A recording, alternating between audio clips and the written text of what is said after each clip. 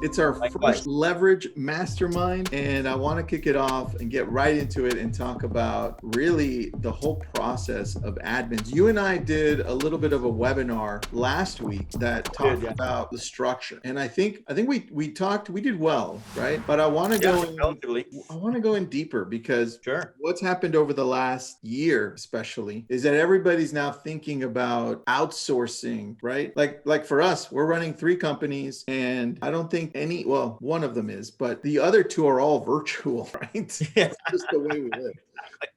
When was the last time you actually went to your office, man? Dude, I don't even remember. You know what? I went to my office to do a photo shoot, and that was it. Oh, that's it. So yeah, that was it. You're working out of your home, right? Yeah, that's how it is, man. That's how it is. Yeah, exactly. Yeah. And our staff is all virtual. So even if they're outsourced to a different country or within the United States, they're still virtual. Right. And that's what I want to get people's mind wrapped around. Just virtual doesn't mean they're out of the Philippines, right? Virtual means it can be anywhere in the world. That's it, man. Yeah. So then let's break it down here. When it comes to hiring, right? When it comes to hiring an executive admin or just an admin person or somebody that's going to help you with social media, how do you go through this process? Because that's where a lot of agents and entrepreneurs fail. Well, as you said, the pandemic kind of forced everybody to work out of home or even have the teams remotely. So when the March of 2020 happened, everybody started to work remotely. Everybody. So everybody is virtual simply because of the lockdowns or the health regulations,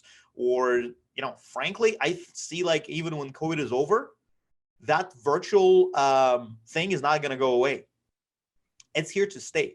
The reason is it's more convenient, it's more productive, and frankly, imagine all the unnecessary business travel that you're going to eliminate by doing that. So as far as like hiring somebody for admin or social media management platform person or whatever, it's basically like you were to hire for your company, like in-house, to be honest with you. The only difference is that person can be located anywhere in the world. Can be in the United States, can be in a different country, or frankly can be next door to you. However, with the technology that we currently have that's been provided to us by Zoom, you can run a sustainable and highly effective team. We, for example, at Virtudesk have hybrid team. We have in-house people and we have people in the Philippines who are working with us. And but we are running very tight calendar of meetings and events and collaborations. So far, if I look at the way my in-house and outsourced people work, they work in a very good model where everything is highly effective because nobody's wasting time on cooler talk or, basically going to chat, going for a cigarette smoke, and there is no drama. Like in any office, office settings, usually there's drama. There's no drama, which is great. However, when you look, if you're a real estate agent, because I understand majority of our viewers right now are, what do you go from when you actually start to look for first admin? First admin, you need to properly outline the tasks that you needed to be done. Yeah, we do have a lot of files to share with you guys. I'm sure Tristan will be happy to do that. But the first thing, you need to outline the tasks that need to be outsourced.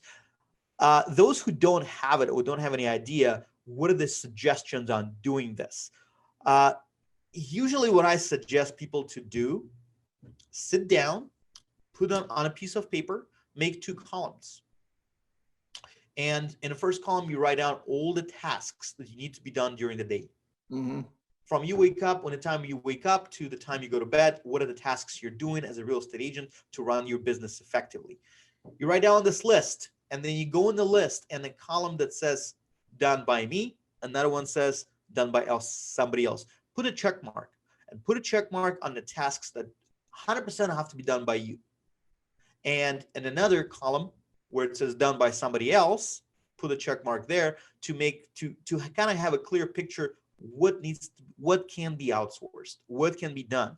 And the way to look, sometimes people say, oh, you know what, nobody can do it better than me, I'm amazing, I can, I only do it myself, and that's why clients love me, that's why clients work with me.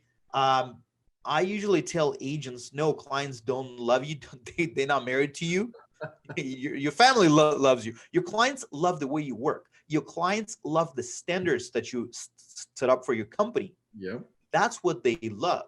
Okay. So duplicate those standards, set up the SOP, and make sure people actually that work for you follow those standards. And that's how clients are going to love you, continue to love you. They're going to continue to love your brand. They're going to continue to love your company, because your people that work for you will be working under the same standards. Makes sense? So what does SOP stand for? Standard operating procedure. Perfect. All right. So this way people know what the heck is happening. So I'm going to share a document here, and you guys created this for me. So people are asking, how did you have this made? Your team created this, right? And it gave us the 50 things admin virtual assistants can do for you, right? It can be as simple as answering the phones, right? To as complicated as onboarding, right? Welcoming new employees, and going even further in and creating more information, and also bookkeeping. I mean, people don't think about this, but here's a list of 50 things that they can do for you just to prompt you and get you going in the right direction. So we'll put a link to this one as well. But Pavel, I want to go in deeper into hiring, because one of the things that people forget, and you and I went over this. Yes, we did. Yeah.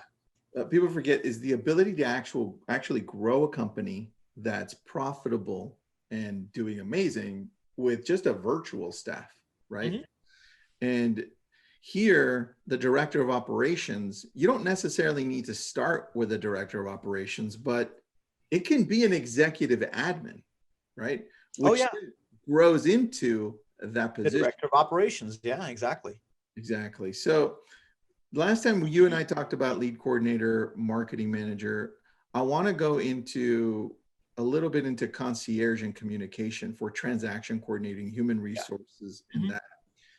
You have this position available for hire. How would you envision this position for a real estate agent or an entrepreneur on the concierge communication?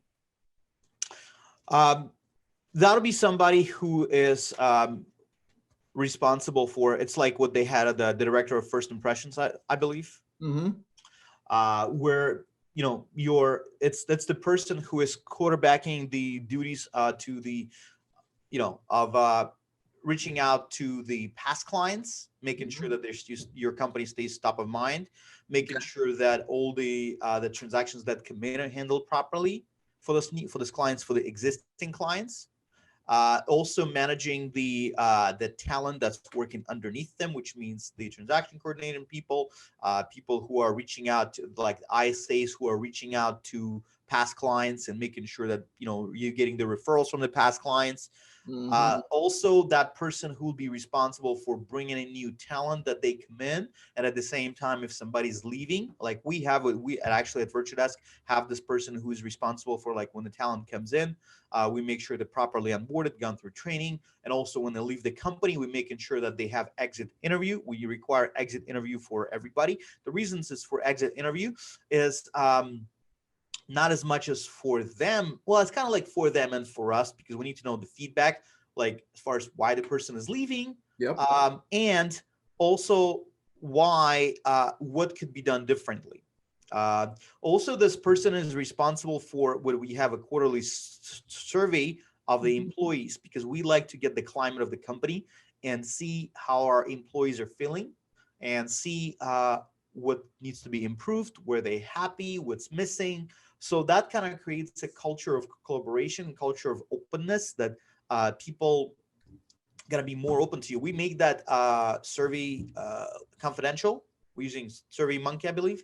Okay. We're using it confidential, but again, we get a lot of feedback that allows us to do adjustments based on the feedback we received. So that person, the concierge, would be the one who's in charge of all of that. Got it. All right. So let me shift over then to some other place, because one popular thing right now is video, right? Oh yeah, big time. And so we have here on this side, you see a video editor just on its own, which I think the way the world is right now, if you're in sales, you're gonna need eventually a video editor. You Right? got to be on video. And so when it comes to this, the video editing, I think a lot of people are like, well, where do I start? What do I do? And I think you hit it right on the head when you said, look, just take a piece of paper and outline what are the things that you need, or get a Google Doc. One of the things we did that you guys recreated, and I can't find it, but when I do, or if your team finds it, we can put it into the YouTube link, is you recreated this for me, your team did, and you made it even better. But I started on a simple Google Doc. Can you see my screen or no? Yeah. Oh yeah. So this is YouTube video upload for LCA YouTube page. This dates back to about 3 years. And I created it simply on this for our YouTube channel. And I didn't leave anything to chance, because when I talked to you, you said, look, if you want virtual assistants or any virtual staff member, or even your staff to function at a high level, don't leave anything to chance. Make sure that you outline every single little part. Oh, big time. So that's what I did. I started saying, okay, well, look, I'm not going to leave it to chance. Open up YouTube page to Lab Coat Agent's credentials, right? Yeah, step by step. Exactly. If my son had to read this, he could do this, right? Yeah.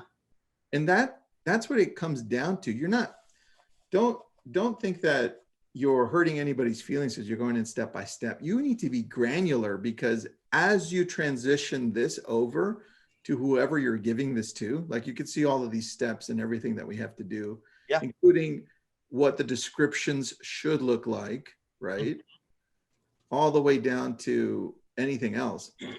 The thing is, as you give this over to your virtual staff, and in this case, we're still going over the editor, they're going to start adding to this process, right? It's a work in process. It's always changing, always something. And again, the technology always changing, Tristan, you know that. Something new features come out on the YouTube. So obviously your video editor, or the person's in charge of video editing, will be adding new stuff. Something comes up on the TikTok, some new feature that needs to be added to the sheet. And a good idea why to have a very detailed sheet, because you never know what's going to happen with a person who's working for you. That person can leave. That person can upgrade to a different position. You're going to hire somebody else. You're going to expand. When, let's say, you expand and you bring more people to work, you don't want to like waste a lot of time on basically training everybody else. So you already have this manual, so to say. So the person goes through standard training, a week, whatever, and that will be used as a reference. Anytime they have a question, they can jump in very quick to the manual you've already created, your company has on file. So that way they will be more productive. That way, because they can go check and boom, it's done. It's there. I love it. And then you also sent me a guide. It's called Your Guide to Leverage. You sent me that guide earlier on, and I want to share with that, because it's, first of all, it's really long. It's like 70 pages long. Oh, it is, I know. And it's good information, but I wanted to touch on a couple of things on there, because some people may not be exposed to what the possibilities are here. So here, we actually will be more happy to share your guide to leverage. Guys, please reach out to us. We have it, and we'll be more than happy to share it with you. For if you guys attending this this Mastermind event, we'll be happy to provide it.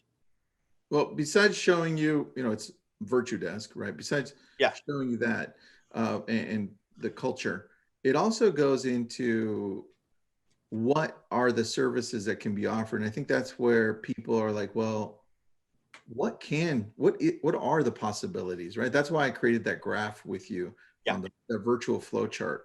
But if we go in deeper, it actually goes into what exactly they can do for us. And I think that's where I start loving this, because here are the 50 things that an admin person can do. Yep. So this way it gives you a place to start. That's number one. Then end of the day report. this is where a lot of people fail in general because we're not analytical by nature. Most agents are very expressive. They fly by the seat of their pants because that's salespeople, bro. That's how it is, right? It's mindset. We're great at something else, but not exactly great at other things. You're right, man. Don't want details. That's what it's about, Tristan. Don't care for details.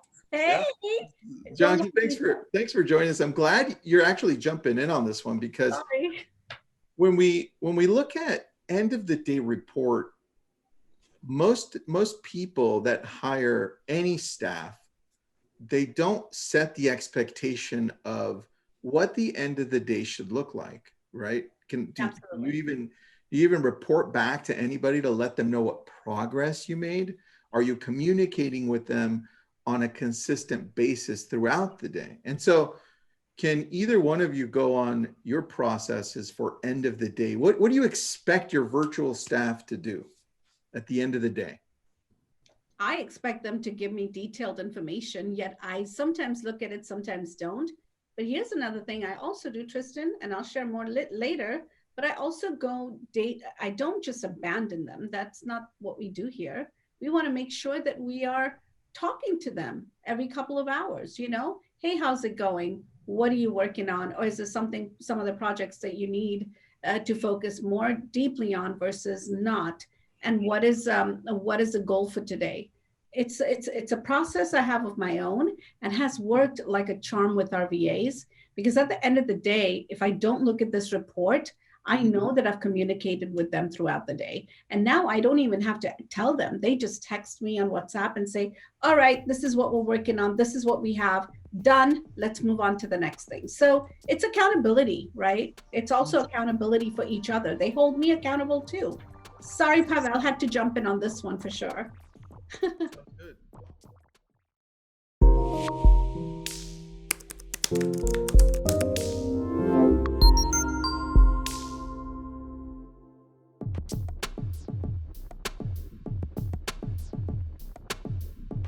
We have teams, several teams. So team leads send me end of day reports as far as what's been accomplished, the concerns, what's been done, client concerns.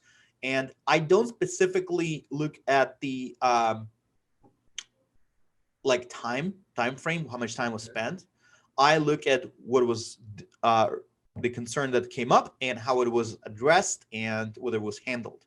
That's what I look at. I sometimes just on the go, but I usually at the end of the day, I spend about, I'm sorry, let me just go back. They used to send me out the start of the day report, what they're planning to do, and end of day report. So that way I was getting double of that. Okay. I'm not particularly interested in the start of the day because it's actually being handled by somebody else on the team to delegate the duties. I'm more interested at the end of the day reports. That way I know what's been accomplished. And if anything needs to be, when I read the report and I see something that stands out, something that needs to be addressed, I am writing emails and responding to those with my thoughts and suggestions or the directives. That's, yeah. And I do something similar, Pavel, when I'm looking at this report that I get back. First of all, John, I messaged you in YouTube. We're going to put up the link there to this list as well, so you can have that too. It gives you ideas. So when I'm getting the morning reports and the evening reports, when I first had, let's just say, one virtual staff member, I was looking at the reports, right? I would look at them actively and I'm like, okay, this is cool. I'm glad they're focused on these priorities for the day. And at the end of the day, I'm like, okay, they did well here. They could do a little bit better over here. But as I grew, Pavel, there's no way that I could take a look at these reports daily. Exactly. Right? And so you got to have the director of operations. That's it. That's where I was heading to, man, because I'm going to go back to this chart so people can just understand where you're going to be heading. If you do want to grow like this, you don't have to. This is just the possibility, right? You have this executive admin now graduate into the director of operations, right? Which is what I also had with my real estate team locally. I hired an admin and she became my director of ops, and she works in-house, right? Out of Westlake Village, California, right? But then I also did the same thing with A Brilliant Tribe and Lab Code Agents. And both of those director of operations are outside of the country. And people are like, what? I'm like, yeah, they're not even in the US, and they run the operations for both of my multi-million dollar companies. Exactly. Yeah. It all comes down to your ability to do two things. One, to hire well, and that's why I love Virtudesk, right? Hire well. And then to be able to train, set the expectations correctly, and communicate. And that all goes in one thing as the second thing. And people, I think, don't do that well enough, Pavel, on that second part. First, they don't hire well. I can go for me personally. I've gotten better. I was an absolutely terrible person to hire people. I'd be like, Me Pavel, too, bro. Me too. Trust me. oh, terrible. Pavel, I'd be like, man, Pavel, you're such a nice guy. I'm going to hire you. Yeah. That's what I would look for. And Jonky jumped in there. Jonky, what do you have to say on that? Me too. Oh my goodness, me too. Like, I'll hire people just like this, and I'll fire people like just like this. Totally opposite of what you're supposed to do. But hey, this time I stuck to my guns and actually kept my ISA for 1.5 years. And I'm so glad I did, because he's amazing. So anyway, I just have to say that. This will take us a little bit into something further down the line. As you hire anybody, it doesn't even matter where they're located. The ability for you as the leader, as the person that's pushing this company, your company, right, forward as an entrepreneur, you're going to have to understand that mistakes will be made, right? Mistakes are going to be made, and it's your job to say, hey, empower these people, right? Empower them and be like, it's okay, you made a mistake. Trust me, I made a ton of mistakes myself. Look, right? I built my team, it tore down.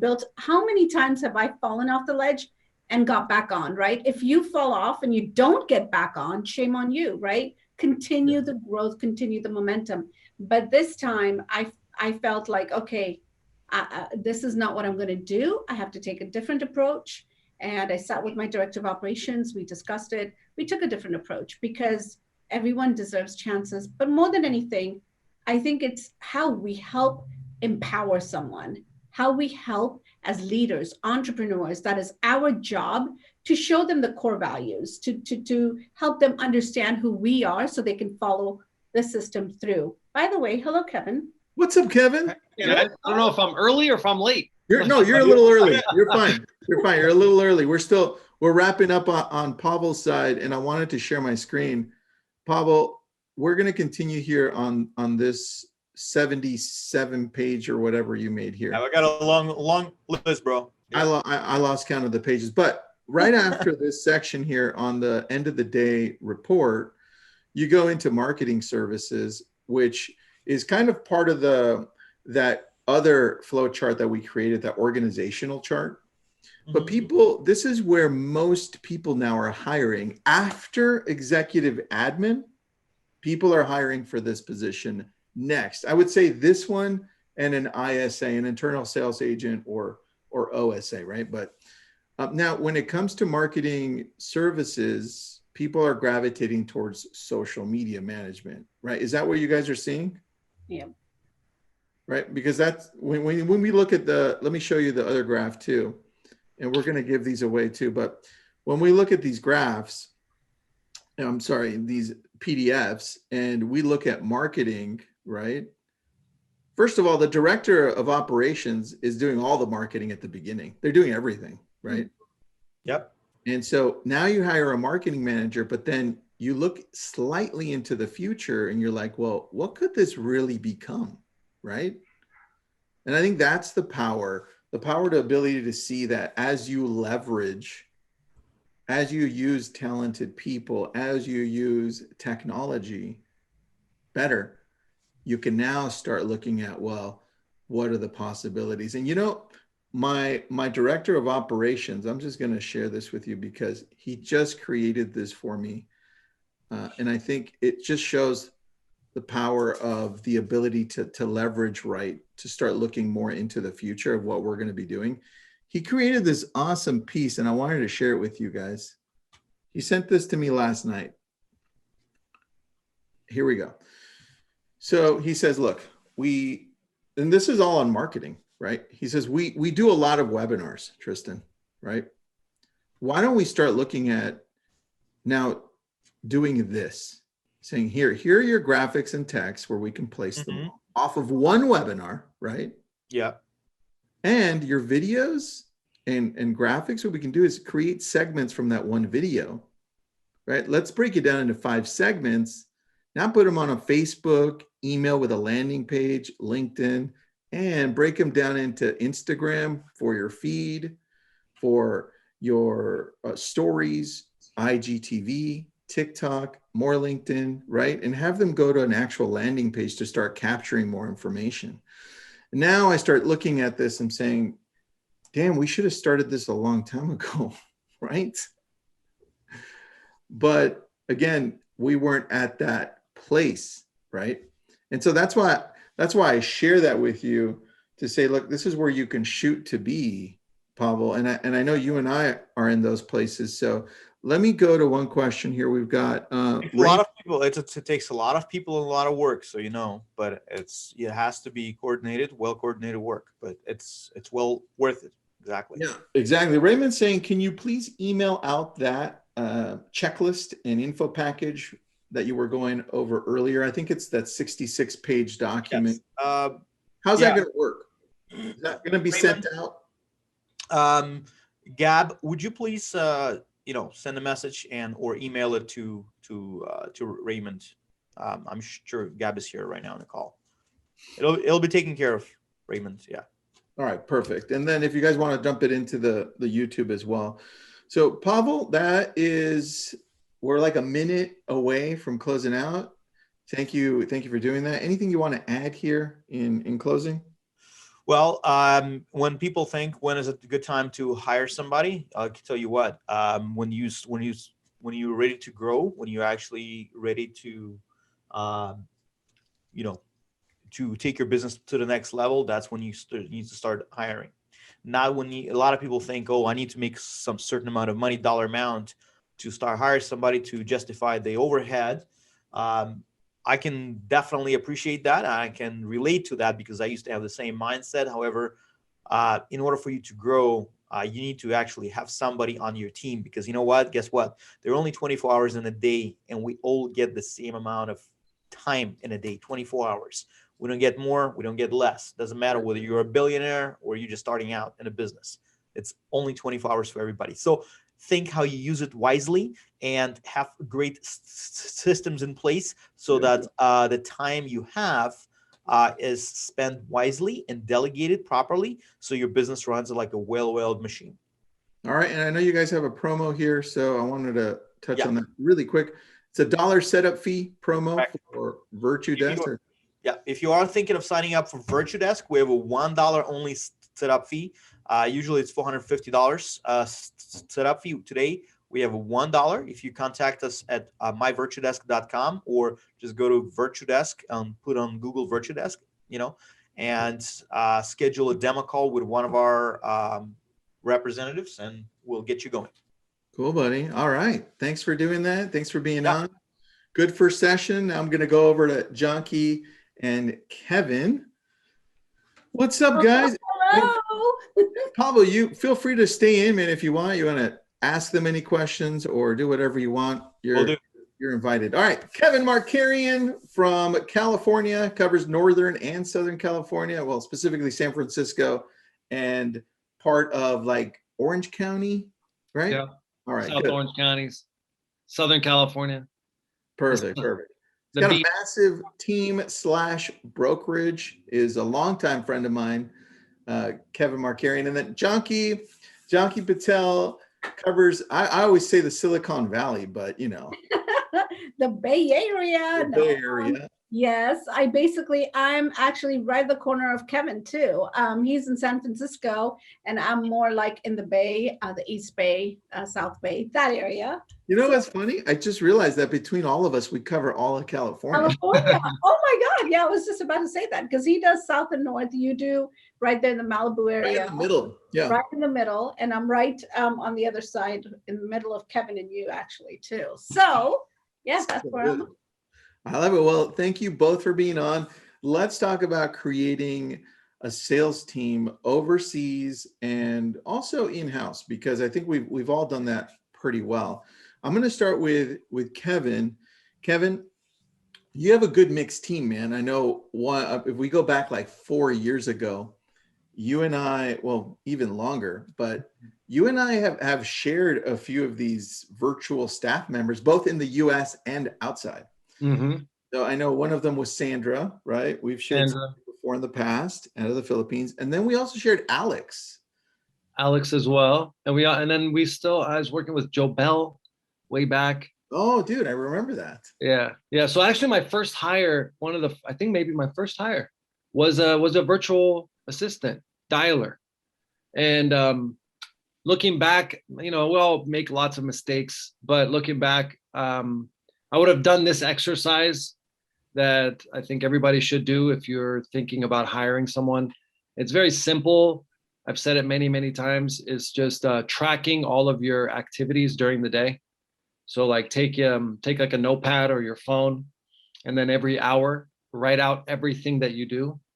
And before you know it, you're going to realize you waste a lot of time. You're not a very efficient. I'm not a very efficient person. Maybe you are, and then you start to realize, okay, these are all the tasks that I don't like to do, that I shouldn't be doing, that somebody else can do, that I'm wasting dollars, wasting time. Like Pavel said, you only have certain time during the day. So where do I want to be focusing my time on? The most impactful things that are going to make the biggest impact on my business, or whatever I want to do. Maybe I want to be in the corner of my business doing something else, and I want someone else to make the impact. You can do whatever you want, but one thing you do want to see is you want visibility. So like these are all the businesses I'm working on, right? I have it all written out, and I wrote out today before coming on. We have 11 different companies that we're working on. And in order for that to happen, you have to have visibility. You have to know where you're at, what you're doing, what your role is. You can't do everything on your own. So whether, understand, are you a W-2, are you just an independent contractor, or are you an entrepreneur? Are you a business owner? So it's really about understanding first and foremost, what are the things that I'm doing every day that I either should be doing or shouldn't be doing. And one way to do that is to simply write out every hour, everything that you do. And before you know it, within even a day, but try to do it for like a week, and you'll start to see the things that, again, you should be doing, shouldn't be doing, but you can create a job description just off of the things on your list. So that's what, like, I didn't do, but I should have done, and I will do like I do now moving forward. But if anybody watching, you want to do it like in a simple way, this is one way to do that. And it's helped. It'll help a lot. And so that's like kind of like first step towards a new hire. All right. Well, I'm going to come back to you because I want to go through the process of you creating your latest business, which which one it is. I'll come back to you on that. Okay. All right, Jackie. I want to know what. Oh yeah, you'll get it. He's gonna. I want him to go through the process because he kind of like, Tristan, I hit on something pretty awesome. I'm like, what is it? So I'll take. Wait, hold on. Does it start with an H? It starts with inspection. Okay.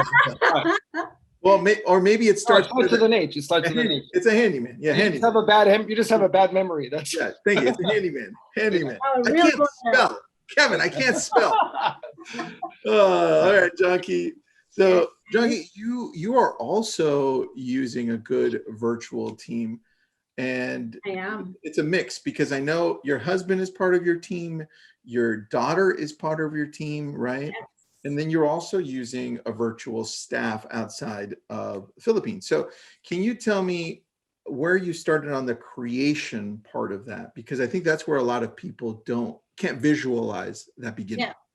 So basically, when we started seeing a lead influx of leads coming in, online leads coming in, and I couldn't keep up, that's when we decided, okay, it's time to hire someone to make these calls out. And now you have to think about whether you want to hire someone in-house or whether you want to hire someone outsourcing, right? Which was financially beneficial to us and which was more of strategic for us, right? And at that time, our director of operations is my husband, Hiren. He oversees everything, everyone, including me. Accountability. Oh, be careful. Anyway, so yeah, that's basically it. And then we started first hiring our first ISA. And then what I did was I just left him alone, which was a big mistake, right? And that's where I realized, wait a minute, you need to be completely involved in this because this is your business at the end of the day. However, you got to make them realize that it is their business as well because it's a team effort, right? So we went and we hired our first ISA. And what I did is I started doing role plays with them, did affirmations, all of that good stuff. And we continued for almost a year. I would say 8 to 9 months. And then we started to see an influx of other positions. I was doing, like Kevin said, I was working 12, 13, 14-hour days. I was waking up in the middle of the night, which I still do, but at 2 and 3 in the morning, I'm working and I'm thinking, what's going on here? And I realized that's when that aha light bulb went off. And I realized that I need more help than I actually think I do. And that's when I started to dive into an executive assistant because my ISA couldn't even keep up with the lead flow, by the way. Our leads were he wasn't able to make all the calls. And that's where we saw the gap happening between me and him, dialing conversions. So there's strategies, right? Lead generation, lead follow-up, conversions, right? And you have to continue with the lead follow-up and then of course your past clients, what happens to that? Mm-hmm. That's a database in itself. So I like that. Well, I think Jackie, one thing that you're really putting out there so people can see is that sometimes you don't know what you need until you start it, right? And I think Kevin and I can really relate with that because both Kevin and I were trying out Realtor.com a while back, and we're all in. So we threw thousands of dollars a month, and we didn't know what kind of chaos that would create in our businesses. Yeah. You're talking about Realtor.com. I threw $6,000 a month on Zillow. Multiply. I don't want to talk about how much we were spending. Yeah, it's pretty petty, Junkie. I mean, at some point we were both spending over $50,000 a month on these. But look, it did create a lot of opportunities, but it also created chaos so that we can try to fix it. And I think that's where agents miss an opportunity, right? Yeah. So Kevin, can you talk on that chaos? Because you're recreating it with the handyman business. I am. And with chaos, really, it's really about experience. Like an inexperience leads you to chaos, right? So it's like if I've had these problems in the past, like you're saying, Realtor.com, nothing against Realtor.com, just as an example company that we use, we just kind of, there's like signs that you're winging your business, right? You don't want to wing your business. You want to make sure that you're doing everything in a structured way. So one of the things that I put in place is a process for everything that I do. So like you said, we have about 11 businesses. Each one has a foundation, which is the same for all of them. But then, they're all unique in their own way, but you have that similar foundation for everything, right? Mm-hmm. And once you do it, and we leverage virtual assistants for all the businesses. And it's really important to create a process for everything that you do. And is it okay if I share my screen? Do it, man. So I want to share my screen with everyone. One of the things that we did for one of the companies is our main company is Marker Real Estate. And I want to get into the handyman thing, but we create a process for everything that we do.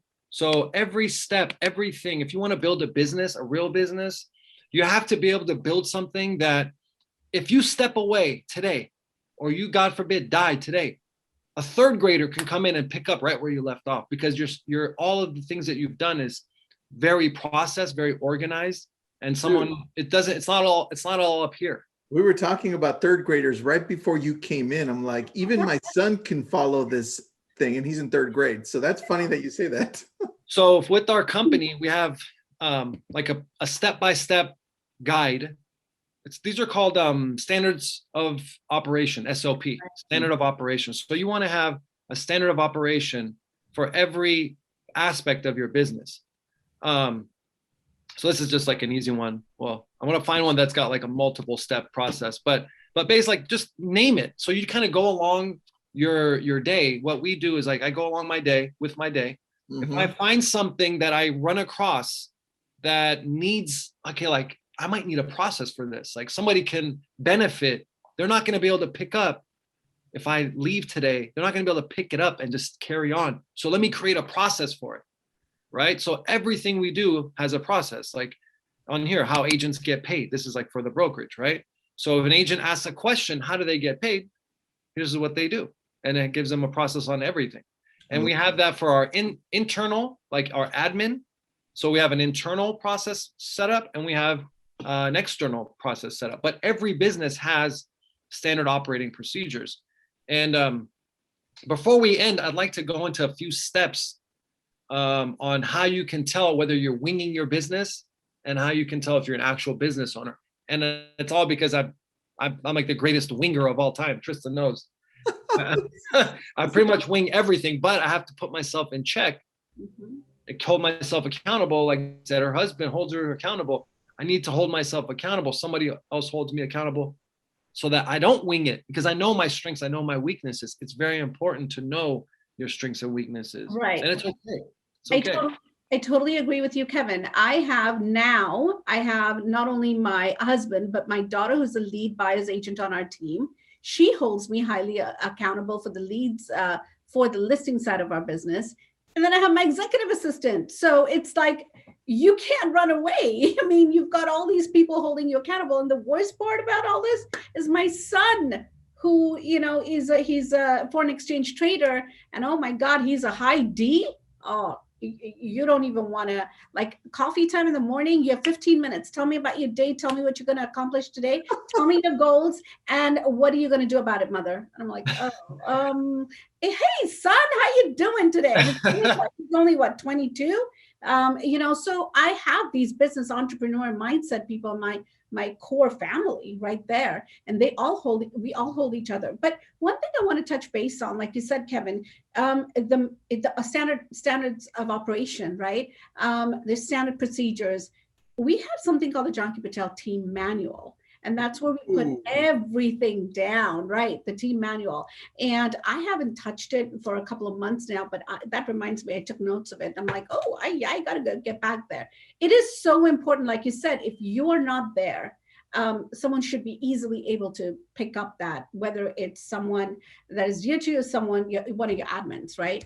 Yeah, and that's the thing. I mean, if you're hiring VAs from different parts of the world, you know, sometimes there's a cultural gap, there's this, whatever. But a lot of the people that we're hiring are like super intelligent, super smart, and you just have to communicate. So my thing is, I don't have the time, quite frankly, to sit there and train a person every single time. It's not scalable. Number one, you're not going to be able to grow. So let me take that upfront time, put it in play, like spend the time to build these processes so that anybody can just look at and learn and know. And so one of the things that we're working on right now, Tristan, for every one of these processes, we're going to do a video. Right. So on each one of these, there's going to be a video as well. So it just makes it a little bit easier. But which one you want me to get into, Tristan, the handyman thing or the, you know what, 10 steps on? Let's touch on the handyman thing, because I know Alexa also wants to do it. Alexa, stop. Alexa chose handyman services. So Kevin, go right ahead. All right. So like, you know, we do a lot of online lead generation. I mean, we're generating right now about 80 leads an hour. And like I said before, everything is like you want to create a foundation that you can use all the time in all the different businesses, right? So if I can generate 80 leads an hour for market real estate, I can generate 80 leads an hour for any business because it's the same foundation, the same process almost, right? So like Tristan said, we're spending like $60,000 a month on realtor.com and other lead sources. So I got to thinking like, how can I create a way to not only generate leads and not have to pay the money to generate leads, but also get paid to generate leads. So this is what we did. I had somebody kind of like organically happened, had a person that would come. We just moved to Southern California from SF. I had a handyman that I would bring over and fix stuff. Wait, you moved from California to California? I actually did not move to Austin, Texas, by the You way. didn't move Thank to outside you. of California? You What's stayed- going on? You stay local. I'm just teasing. Go. So we moved to Southern California, and I'm like bolts and wrenches. It's not my thing, right? So we end up hiring a handyman to come and fix stuff. And anyway, he's like wasn't doing very well. I think ended up like kind of homeless, whatever. But he was a cool guy. So I just thought, let me help this guy out and let me get him some jobs. Let me just, instead of like I ended up like paying for his storage and stuff. I just felt bad. So I'm like, instead of me paying for his stuff, let me go get him some work. I know how to lead generate. So I created a little logo. I created some ads, started posting ads in different places for handyman. And I told him if, basically like he gets 80%, we get 20% of anything that he generates or anything that we send him. And if he gets me a listing, he gets $500. So this was like maybe 4 months ago or something. I mean, I think we've had like 7 listings since then. He's made like $3,500 just off of that, plus all the jobs that he's had. So we make 20% on each job. Talk about the processes you put in place though, because that's where the magic happens, because now you have a team or a person or two posting up the ads, taking the calls and funneling that so that you stepped out of it, right? So let's talk about that. The same exact process, like I was saying earlier, it's the foundation. It doesn't matter whether it's real estate, whether it's electrical companies, whether it's any service provider, right? So this happens to be handyman. So we just we create the ad. I put it on whatever lead source. There's plenty of lead sources, Google, Facebook, whatever. And then we have a logo. We put the ads out. Leads come in. Our ISA answers. Say it's a VA. They answer, take the questions, whatever. Pre-screening questions, just like you're pre-screening for a lead, a client, you're pre-screening for a person who wants to get their toilet fixed, right? Mm-hmm. But we ask them in there, part of the script is, hey, do you have a home? What's the reason that you're, you need help? Are you thinking about selling? So this is part of it, right? So person who usually wants to fix up their house, the percentage of those people want to sell. So that's part of the questioning. And if they say yes, great, whatever, we know, and we're going to talk about that later, but we take it in. We have a system. We use everything inside of Messenger. So we have like a centralized communication where our handyman's there, our inside salesperson's there, I'm there, our manager's there. And then we kind of like go through that process like you would with setting an appointment for a listing appointment or a buyer appointment. We send the handyman out, we take the payment, and it's all done the same exact way that you would handle a lead from realtor.com or from Facebook, whatever. Exactly the same. The difference is we don't make 25 grand on each deal.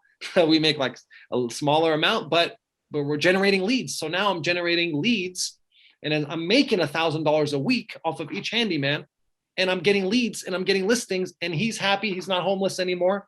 He's getting money in his pocket, and we're giving out leads. We're getting listings. So it's like a beautiful thing. What can I say? So Kevin, something very similar I do. Okay. We didn't create the business side out of it, which is a brilliant idea.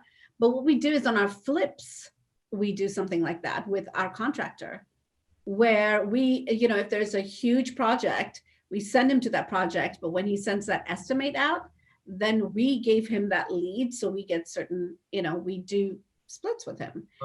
Because we generated that lead for him. We introduced him to that business, to that particular client, right? So my daughter does that. She's a flipper, and she does a lot of that with him. And that is a brilliant idea, but I like the detail that you went into, which we don't do that. So thank you for that. Absolutely. Yeah. I mean, you can do this with anything, right? But if you're, it's okay. Maybe you don't want to do it. It's all right, right? I just want to be an agent. Let's say I just want to be an agent. If you want to grow, even as an individual agent, you need to have systems in place, or otherwise you're just winging it. You're just winging it, and it's never gonna be that up and down roller coaster that agents deal with, that I dealt with for 20 years. You're never going to avoid that. You're never going to get away from that unless you have a process in place. So what we've done is, since our processes are pretty good, like I've been able to take those processes and bring them into other businesses. Tristan, I want to go into real quick about 5 steps or 5 signs that you are winging your business. Can I just go into those real quick and then I'll stop? Do it. Okay, so first of all, here's how you know whether you're winging your business or if you're actual business owner, whether you're just a 1099 contractor employee or you're actual entrepreneur or business owner. Number 1 is tracking your business. Where are my deals coming from? Where are my lead sources coming from? By the way, everything I'm saying, I've been guilty of. So I'm not like sitting here from a pedestal, and everything I'm saying a VA can do. So a VA can help you track. So tracking your business, tracking your deals, where they're coming from. Second is having a predictable schedule, consistency, predictability. I know others can rely on me showing up.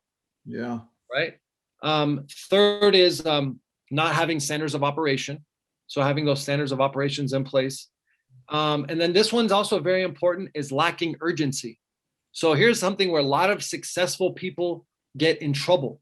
We've reached a certain level. Tristan, bro, you probably never have to really like truly actually have to work. You're in a position. He stays at home and he runs the businesses. That's what he does. Yes, right? But there's like a two-edged sword with that. Yeah. It becomes like a guilt. It's like a curse and a blessing because you get lazy.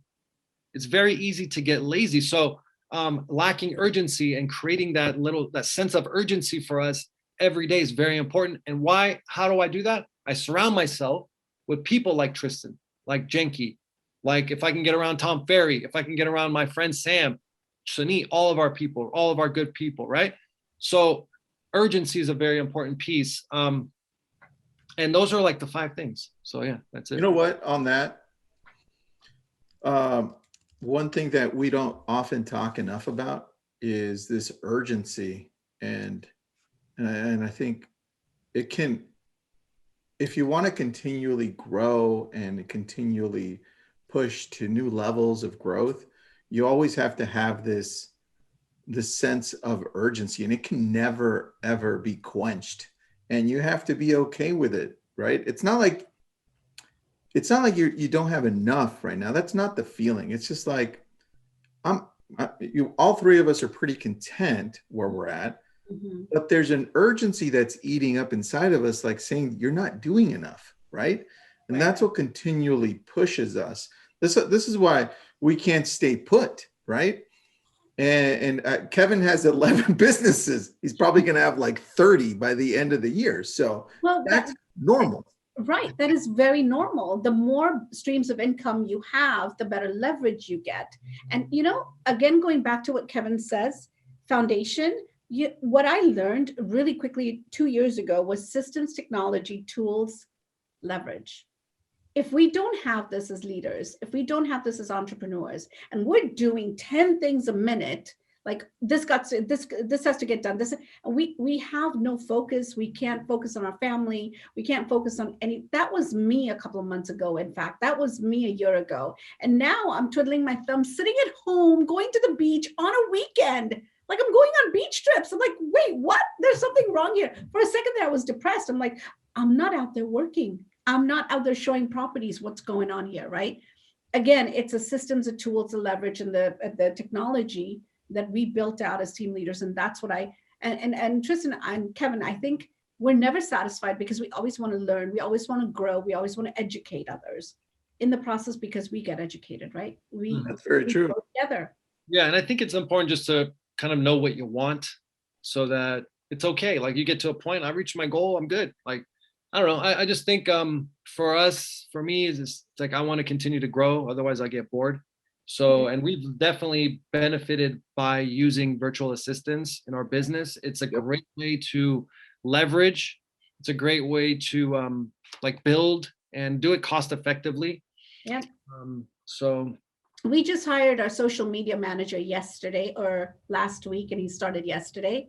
The onboarding team sat with him for 1 hour while I was having tea time, right, in the afternoon with my hubby. Can you believe this, guys? I mean, the next thing I know, there's a content calendar out.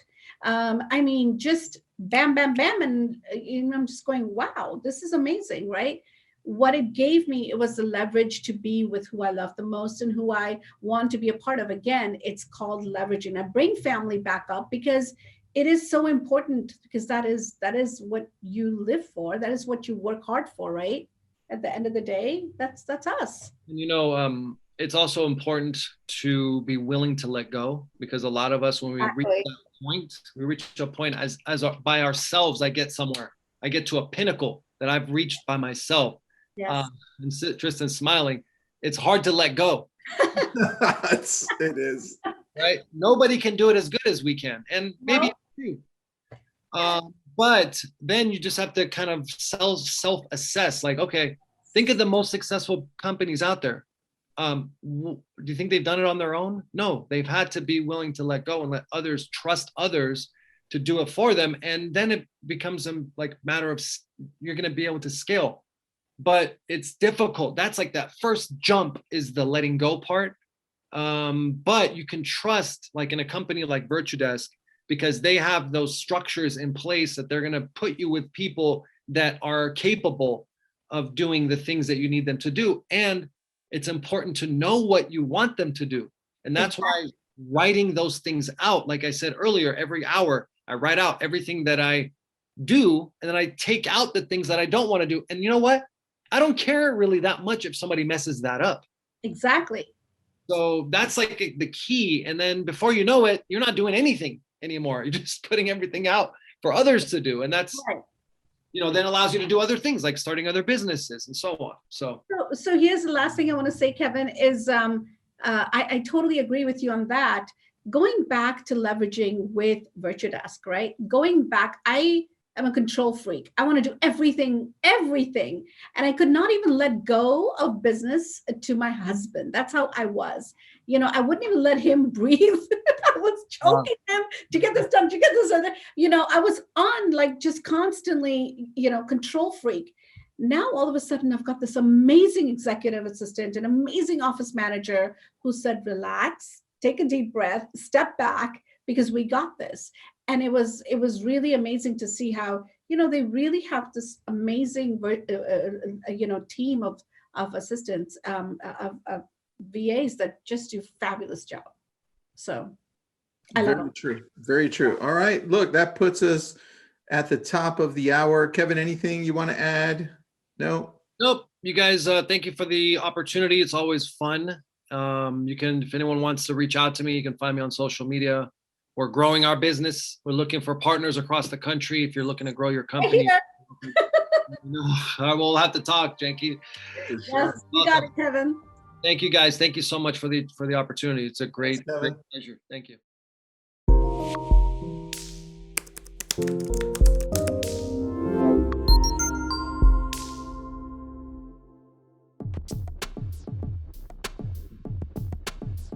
All right.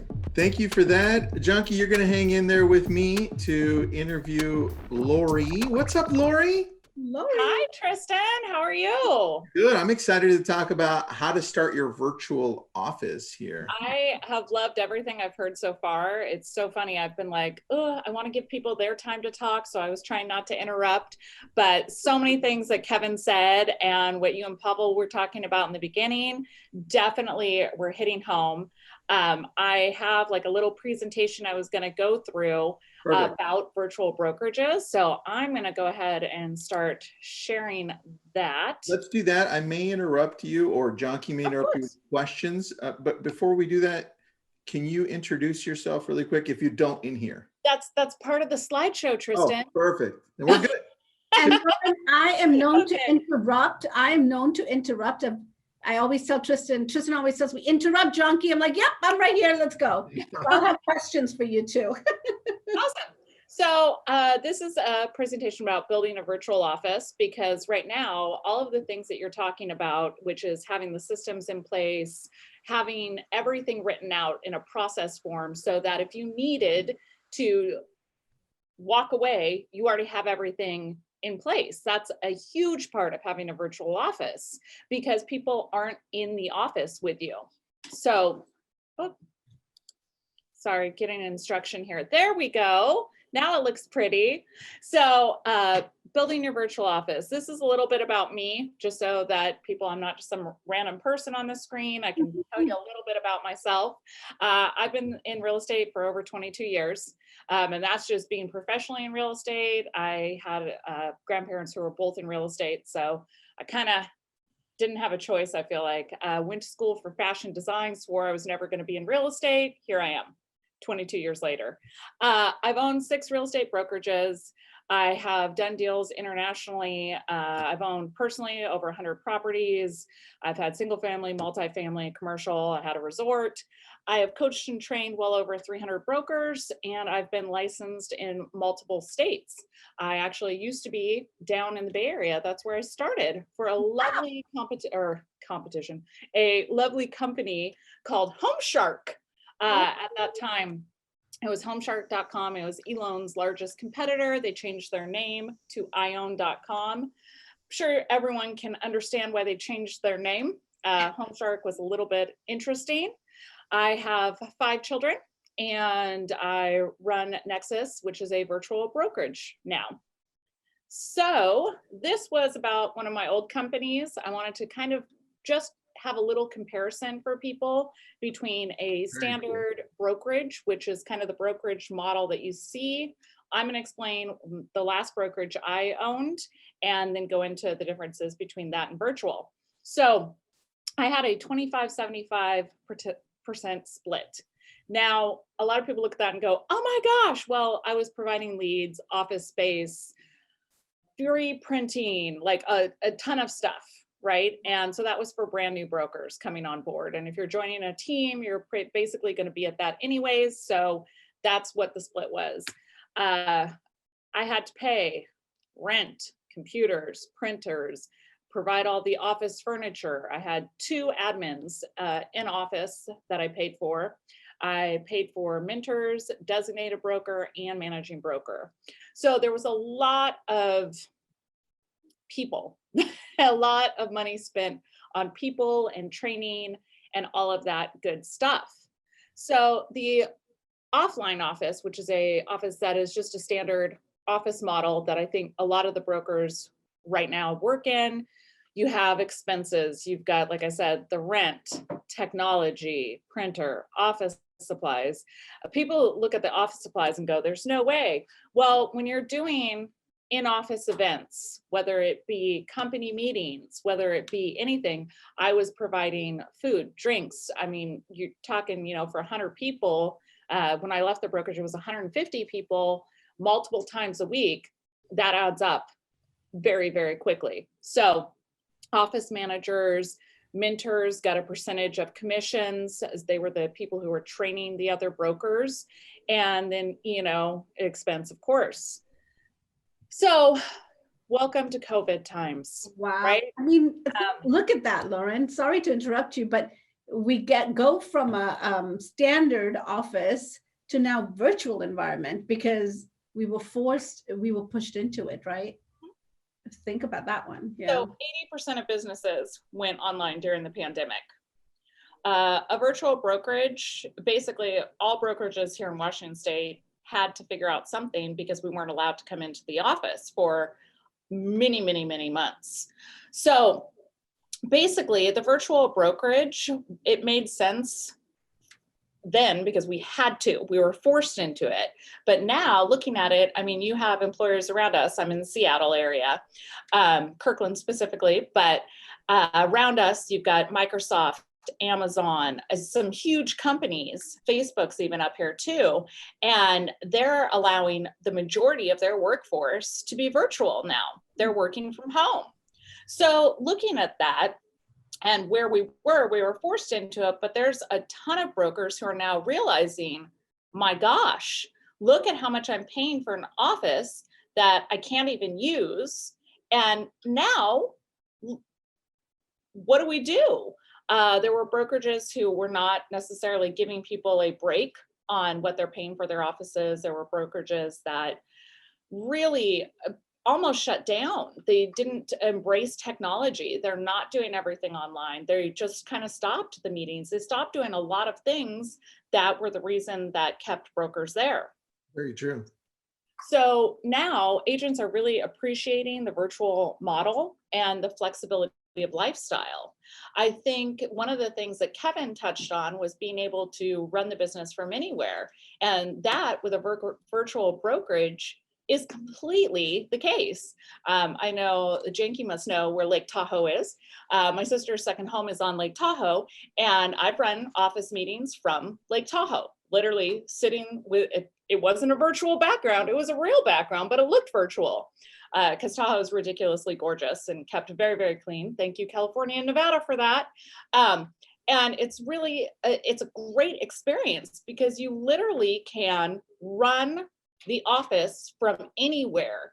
I mean, whether it be Florida, whether it be Italy, whether it be Mexico, everything is done virtually. We are completely paperless. So really, the pandemic, I wanted to put this in because it made a huge difference because people realized, oh, I really can do this from anywhere.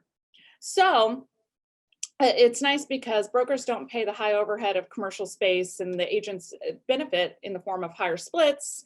And in some cases, you know, there is revenue sharing involved. So really, you don't have to pay for the office space when you don't use one. That was a huge influence in a lot of brokers who have made a move. People saying, gosh, you know, that are looking right now because they're paying, not only they pay their brokerage higher fees for the ability to have, you know, a conference room and other things, but it's also for an office. I know when I was at a different brokerage that I had spent some time at, I was paying, I think it was, I don't remember the exact figure, but it was somewhere around $500 extra to have a small office for myself. And if you're looking at that, it adds up, right? So $500 a month, that could go towards a lot of different things. And I think a lot of people are realizing that now and really taking a look at budgets and what we're putting our money into. So this is the virtual company structure. So at Nexus, that's a virtual office. We're completely paperless. Everything is done online. So we have a amazing structure, but I'm going to go through kind of what's on the slide, and then I'll go through some more stuff later as well. So we have a designated broker, which is myself.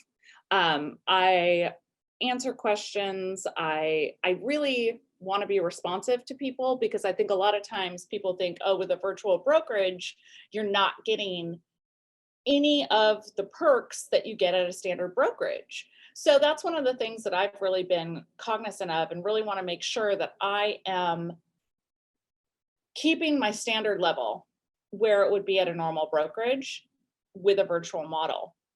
So the lead generation manager, that's something for, there are brokers who still need leads. And one of the things that we offer here at Nexus is a split for people who are looking for leads through the company. So company leads. So that is a split because that does cost money to generate.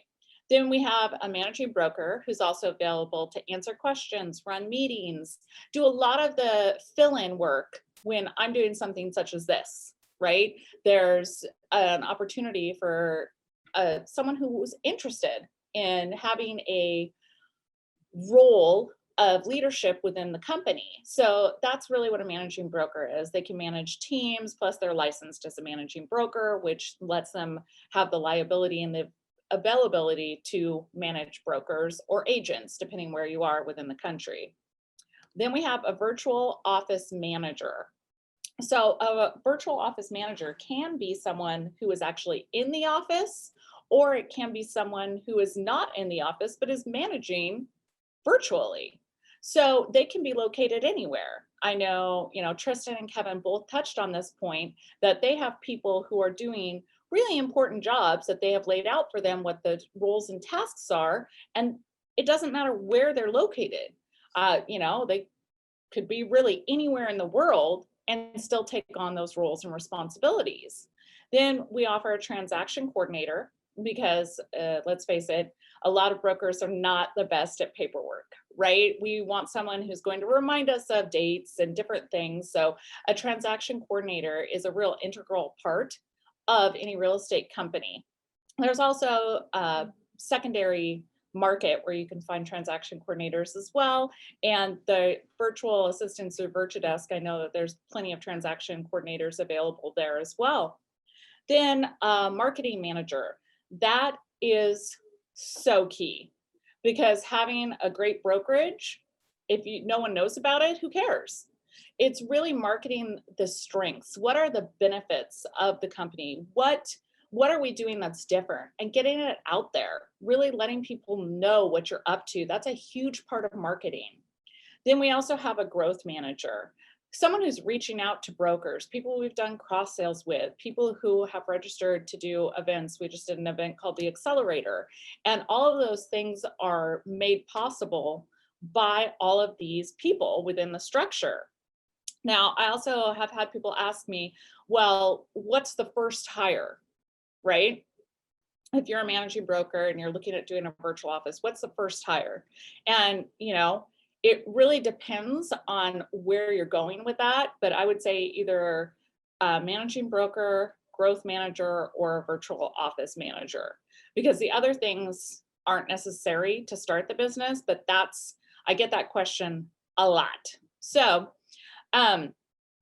that I kind of went through a little bit of this already, but I'll definitely dive in a little bit deeper. Oh, it's good. I like this because you're giving insight as to how to be able to build a virtual brokerage. Yeah. And a lot of people don't understand that that's even, Lorraine, even if we have a brick and mortar, right? Which, by the way, I'm looking at opening up a brick and mortar in Malibu, right? And it doesn't mean that I'm not going to run everything virtually. I just need a presence in Malibu, because that's how that luxury world works, right? But this gives insight as to how we can scale this. So continue. I love this. Yeah, I totally agree with Tristan too. I'm in an office right now because we do have a physical office. And so I always have people say, oh, it's not really a virtual brokerage because you have a physical office. And we do have a physical office, and it's great. I love our physical office, but you can have that and still run a virtual model out of a brick and mortar. So thank you so much for pointing that out, Tristan, because a lot of times people think, no, it can only be one or the other. And there's definitely hybrids that can happen. So it's great. And Malibu, that's going to be gorgeous. Congratulations. Lauren, if I may cut into this right now, interrupt you actually. This is something very similar to what I'm doing too, right? I mean, virtual, that's what it's all about. Virtual office, everything is based out, right? The headquarters is right here, but we've got leveraging. We're leveraging out through our VAs in other country, right? So again, it's all our, our transaction coordinator, marketing manager, virtual managers, all of them are out, right? And it's become that kind of an industry right now. So this is awesome. So one of the things is people always ask kind of what their duties are. And of course, there's more extensive lists, but I really wanted to kind of just touch on a couple of things that are really important. So the virtual office manager, answering phone calls, onboarding new agents, provide daily support to agents or brokers. Now, I will tell you, there's a lot of questions on a daily basis when you have a brokerage, when you're talking, anywhere from 20 brokers to 300 brokers. You are going to be inundated with questions, calls, emails. I mean, it's constant. So having someone that can help manage that is key, because you don't want to drop the ball on that. You want to make sure that they have access to all of those things. They can set up the trainings, the meetings. So when you get an email reminder, hey, this is happening, here's the link to this. All of those things are sent out by the office manager. Your transaction coordinator, like I said, that's a key important role. Having the listing input, escrow title, all of the things that any transaction coordinator would do. But a marketing manager, I think a lot of times people forget about that when they're talking about a brokerage, because it's not just marketing yourself to clients, you're marketing yourself to agents. So you want to make sure that you have good content and planning, the ads creation, the email campaign. Video right now, as somebody touched on this earlier, video is key. You have to have a video presence. It cannot just be, here, there's nothing. Yeah, Tristan? We've got a question for you from YouTube here. John, what's up, John? Thanks for hanging in there, man. I know you've been on this for a while, so thanks. Says, hi, Lorraine. So if you were to do your first 20-hour hire, what do you think your most important hire would be? Office manager all day. Nice. Yeah, because they can take on different pieces within this when you're just starting out. They might not have enough work as an office manager to do just the office manager position. They could also take on part of the marketing or other things if you hire the correct person to take on that role. That also helps them with training and talking to the person that is being hired for that position later on. Lorraine, I would almost feel like it's the same thing as an executive admin, right? It just has a different name. I adore my executive admin. I have one, and he's through Virtudesk, and I literally adore him. I cannot imagine not having him do the plethora of things that he does. And he came with a list through Virtudesk, thank you Virtudesk, of things, tasks that he can do. And he takes on a lot of the things that you do assign later to other people taking on the full role as you grow. So absolutely, the executive admin is a huge, important position. Yeah, we have, Tristan, I agree with that too. We hired, our first was our ISA to get the leads going, but then we right away immediately went ahead and did our office manager and executive assistant hire, because that is the key role, the key person that'll just, control every aspect of every, department. So the other people that are within the first slide, right, are the growth manager, and that's the person who's basically doing your recruiting. They are doing Facebook ads, they're cold calling leads of people who are just getting their license, they're following up with emails, they're conducting research on cold and warm leads that are people, they're kind of ranking the people, when do we follow up, they manage it in a CRM. They work closely with the designated broker and the managing broker to really make the transition seamless. You've also got a lead generation manager. They check the ad campaigns for new leads. They're doing LinkedIn research. Definitely the growth manager is also doing LinkedIn research, a lot of it. LinkedIn, Facebook, social media, finding out what's going on with these people. The lead generation manager is also involved in Facebook groups, doing funnels, managing any ISAs that you have. I know a lot of times people talk about just callers, but I definitely refer to people as ISA because I'm old and have done this a long time, and that's what we always called them, right? I remember that's so true. Right? I'm like, oh, I'm aging myself here. So the managing broker, they really support the brokers. They provide weekly training. They create opportunities for brokers when they have listings, they're having them come out and run open houses. There's like, here, I've got this buyer lead I can't take, or they're hiring newer brokers to go show for them. There's just a lot of that. They set the tone for the brokerage. Now, the online office expenses, the great thing is through Virtudesk, these are all full-time, 40 hours a week, not 20. This is the full-time staff, right? And if you look at the difference between the slide of the, brick and mortar versus the virtual online, there's, like a $20-something thousand difference. This is definitely like a huge break. And so this is once you get to the degree where you actually have, 1, 2, 3, 4, 5 full-time employees. Then this is what I always share. This is actually one of my social media shares, right? Here, this is what you make, because scouting brokers right now is definitely difficult. And it's one of those things where you're trying to say, here, what are the benefits of coming here? And yes, virtually, we can do all these things, but when it really comes down to it, a lot of people are interested in, well, what's the difference to me? How, why am I going to move over to this? And it comes down to making more money. And that's what at the brokerage I'm at right now, which is completely virtual. We are completely paperless. That's the difference, is the difference in commission pay for them. So that is it. Does anybody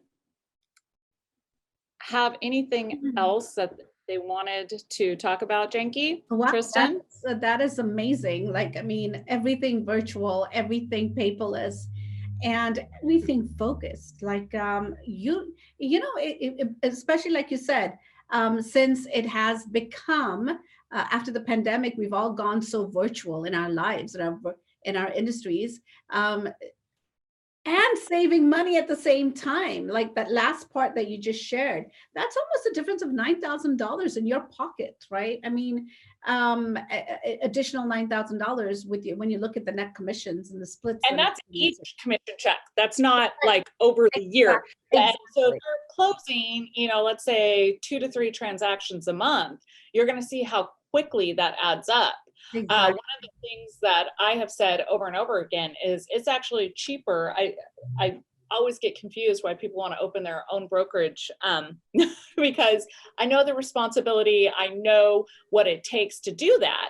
And I always joke, it's cheaper to be an agent here. And I joke, but it's very, very true. It's cheaper to be an agent here than it is to own your own brokerage.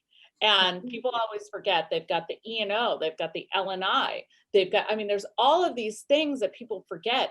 Oh yeah, I have to find someone that's going to file the B&O, who's going to take care of all of those things. And even if you have an office manager who's taking care of that, there's an expense that goes with those things. So they always forget, oh yeah, there's someone that does that for us at the office. Exactly. So that's, and like you said, it's completely virtual and it's completely paperless. I think that is, you know, when you have a brick and mortar, you see so much, and it's you're in one place. You've got all these expenses, let alone just, hey, it is what is it, coffee time, or it is you know, your cocktail hour. Let's Zoom together as a company.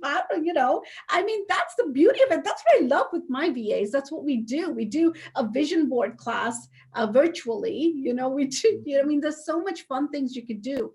And taking the business virtually. I think this is amazing. Thank you, Lauren. We do our office meetings, sales meetings once a week. It's all done via Zoom. It's all recorded. We do training once a week. It's all recorded. It's all available through our online back-end website.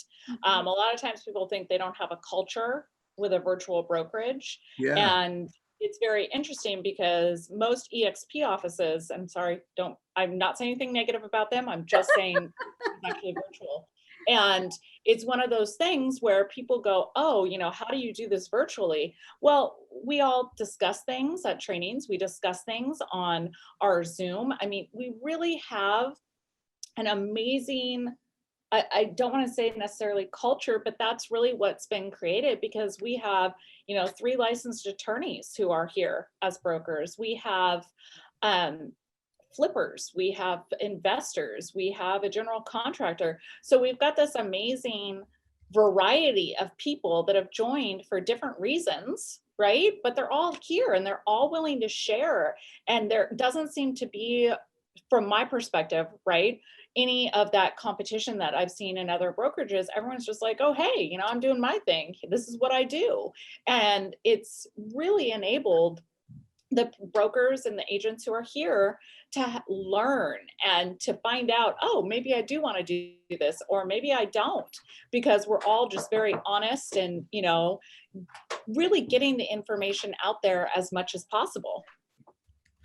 Totally agree. I totally agree. Well, we've got a few more minutes. We got about 4 or 5 more minutes, Lorraine. I want to talk a little bit about the challenges you've had with a virtual brokerage, or getting that off the ground, right, and running it, because I want to be real with people too. It's not that easy, right? No, so, you know, I might be over 40, I mean, we're not going to say, right? Who's counting? Who's counting? I'm not. You should have been. I'm 29 again. What do you mean? My daughter? No. I adopted her. So it's one of those things where I really have had, come up against like, oh, technology. Am I going to be able to do this? And, there's the technology is always changing. I mean, look, Clubhouse just came out. All of a sudden I'm like, okay, is video going to go away? And so I'm participating in Clubhouse and really learning from that. And that's a whole new ball game that's kind of going back, but it's a forward thinking movement. So you've got technology challenges. You want to make sure that you're compliant with your state. The state of Washington does allow all contracts to be stored electronically. So we don't need to have a brick and mortar office to store files. They can all be stored electronically, and that can vary state to state. So that is one of the things that I think is really important, is making sure that you're not only following the rules and laws of your state, but you're figuring out how to work with technology. We've done a YouTube channel to really work on different videos and saving videos and making sure that people have access to all the trainings, because a lot of times people don't necessarily want to redo the same class over and over. So if you're recording your trainings, that was a huge thing for us, is recording all of them so that people then had access to go, oh, okay, I can go back to this training and watch it again.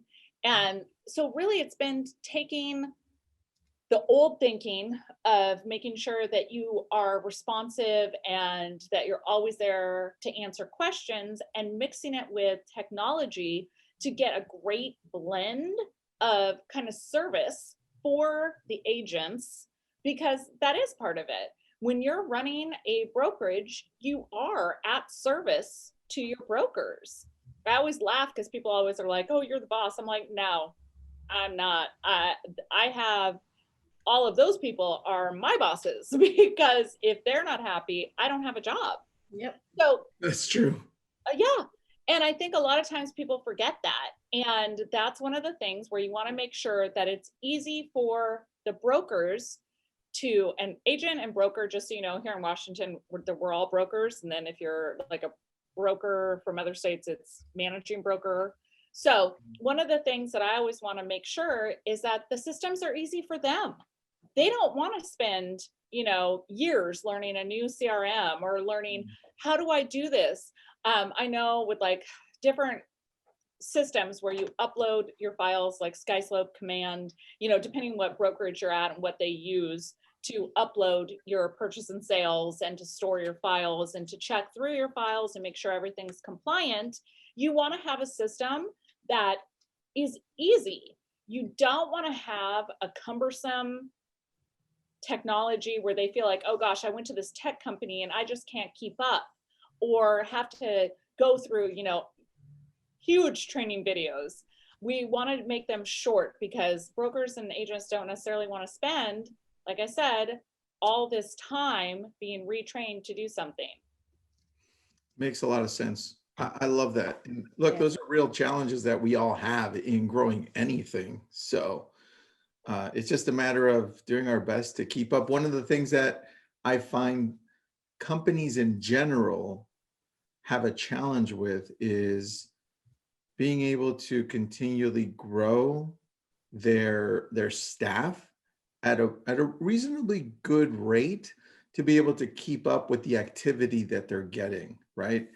And it's such a hard balance to find that sometimes, because I find that some companies, they're working their current employees too much, and it's not allowing them to grow into a position deeper. So anyway, I will leave you with that. Lori, you rocked it. Thank you for doing that presentation. It made it much easier for me to follow. Thank you. Of course. Thank you, Lori. That was awesome. I appreciate you. Thanks, Lori. Thanks, Jonky. And then feel free to jump in at any time. You guys, I'm going to be interviewing June. So Awesome. Talk to you guys later. Bye. thank you, Jonky. All right, next we've got, what's up, Pavel? What's up, my man? How are you? Good, good. We got June next. She runs my social media for Tristan and Associates. She also runs a lot of the graphic design work and really directing where the marketing is going for A Brilliant Tribe, and then helps out with some of the other companies.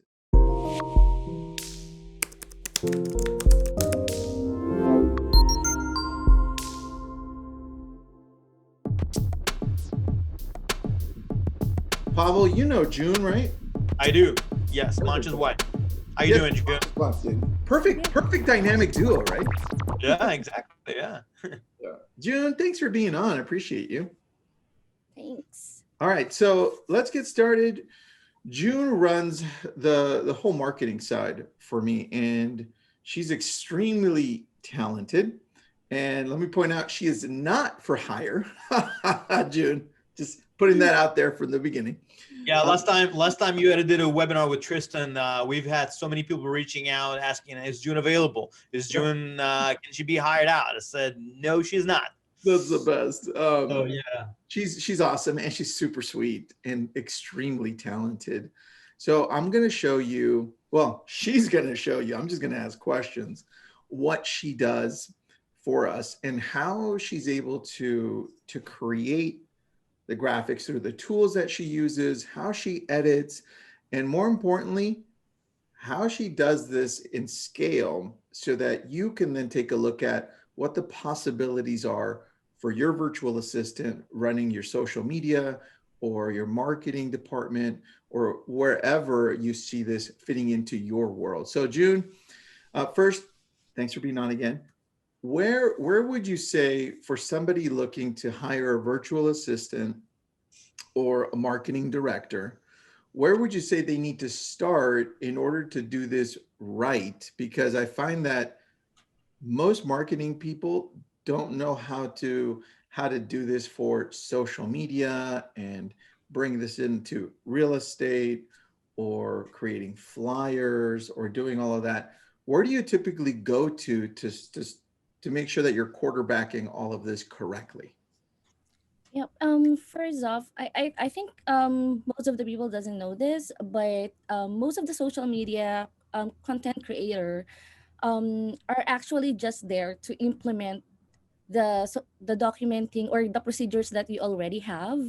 They are actually not strategists. So if you want to diversify your business in terms of social media or online presence, need to have or you need to document your procedures for your virtual assistant first. But Okay. if you want to have both in place, like you need to hire somebody who already have like who are already seasoned as a social media strategist. Like they can create the social media strategy for you at the same time implement them. Okay. So June, I have a question on that. You're saying that they need to have like a strategy behind that. Before you and I started to work together, which was about a year, just a little over a year ago, uh, you already had that created and outlined, because I didn't have to show you anything. You were like you already had this, right? Right. Do you have that in place right now so you can show people, hey, look, this is how it looks and this is how I manage everything? Because you always impress me when I'm looking at the backside of everything, because you make it flow so smoothly. Yep.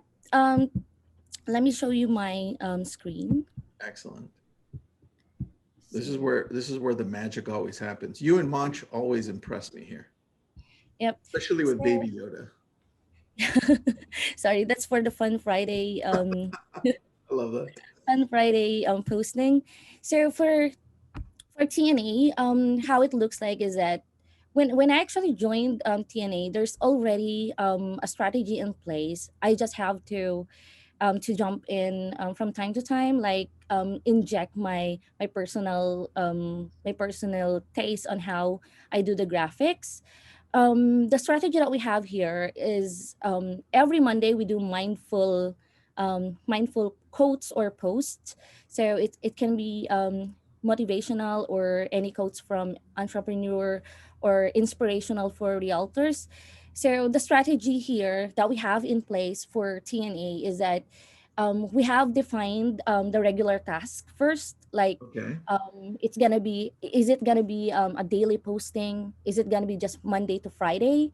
And then second is we actually define the process, and this is how what our process is. Like And we June, I just want to interrupt you really quick. June is using something called ClickUp, and it's very similar to Trello, but it's a lot deeper, and the functionalities are deeper. So you see how she has like a Kanban board up there, which is to do, in progress, and ready to post. That's what she's referring to on this one. All right, June, go back. Yep.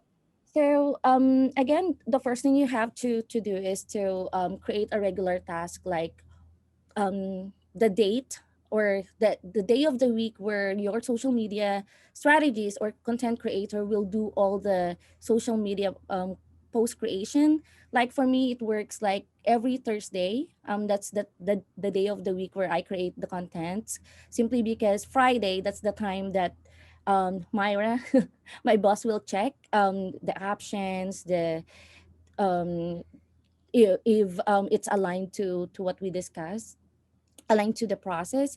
We also have to define who your target audience are before you create your content. So with the process wise, this is how we do it. Um, all of the content, um, like the raw content that you have on mind, like if you see something nice and you'd like to recreate them, we put it under to-do list. And all of the things that you already that you think would be helpful, like um any posting that is currently trending, and you'd like to do that kind of post for your company. Mhm. Everything that you think of, like the raw file, it goes to Okay. to-do list. And then all of the social contents that you already created, Mhm. you have to put it in progress. So Okay. once it's already in progress, that's the time that you tagged Mhm. whoever needs to check the content that you created. And Mhm. then she or he will be notified that you already moved all of the social media contents that you created, and it's ready for checking. Okay. And once it's ready for checking, they check it, and all is good, nothing to comment on, nothing to um nothing to polish or edit. Then they need to move it to the ready to post board. All right. So here, sorry, once it's already on ready to post board, that's the time that I will get a prompt that it's ready to post, and I will pre-schedule them on I actually use business creator for this, but they can also use other scheduling tool. So this is the process that we currently have in place in order to make sure that all of the posts that we have for TNA is in line with our strategy, which is Mindful Monday, Okay. then Tip Tuesday. This is realtor tips for um, buying and selling tips. And then Okay. for Wednesday, we do Which One Wednesday post. Mm-hmm. It's kind of look like this. We It's actually an engagement post because we tend to ask the audience Mm-hmm. of which one they prefer, like Ooh, I part like of that. or part of the process. So that's Which One Wednesday. And Okay. then for Thursday post, it's actually a combination of let me get you an example. I want to know, June, when you're going to post Baby Yoda. Oh, this was actually for Friday. All right. So for Thursday, it's buying or selling process. So you get to sorry, versus rent post anything that could um encourage people to buy instead of renting. That's for Thursday. And then every Friday we do the fun stuffs, like this one Fun Friday post.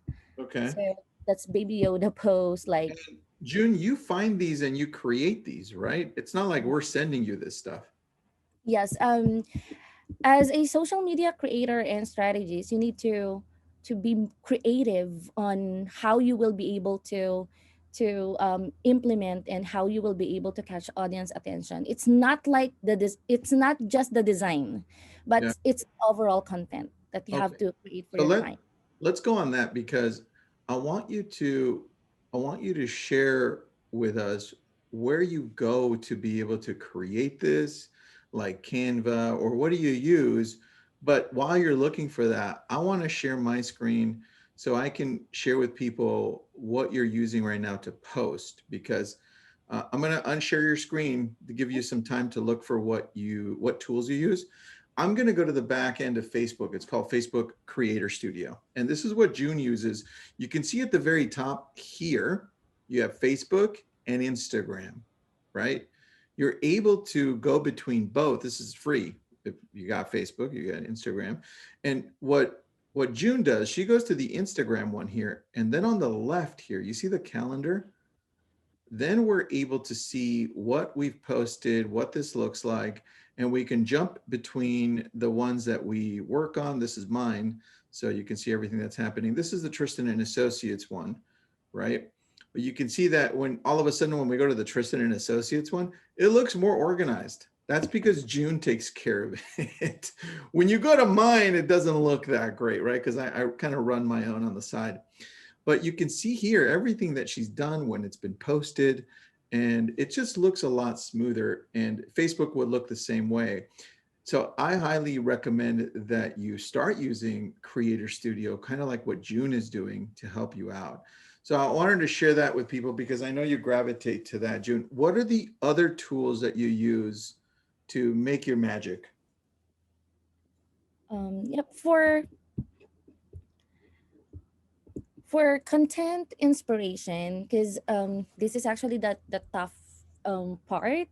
Most of the time you will run out of ideas. It's not just like, oh, for me, what works is that I study what the industry is about, and then I jot down some keywords or key points that I need to search on and start building my content there.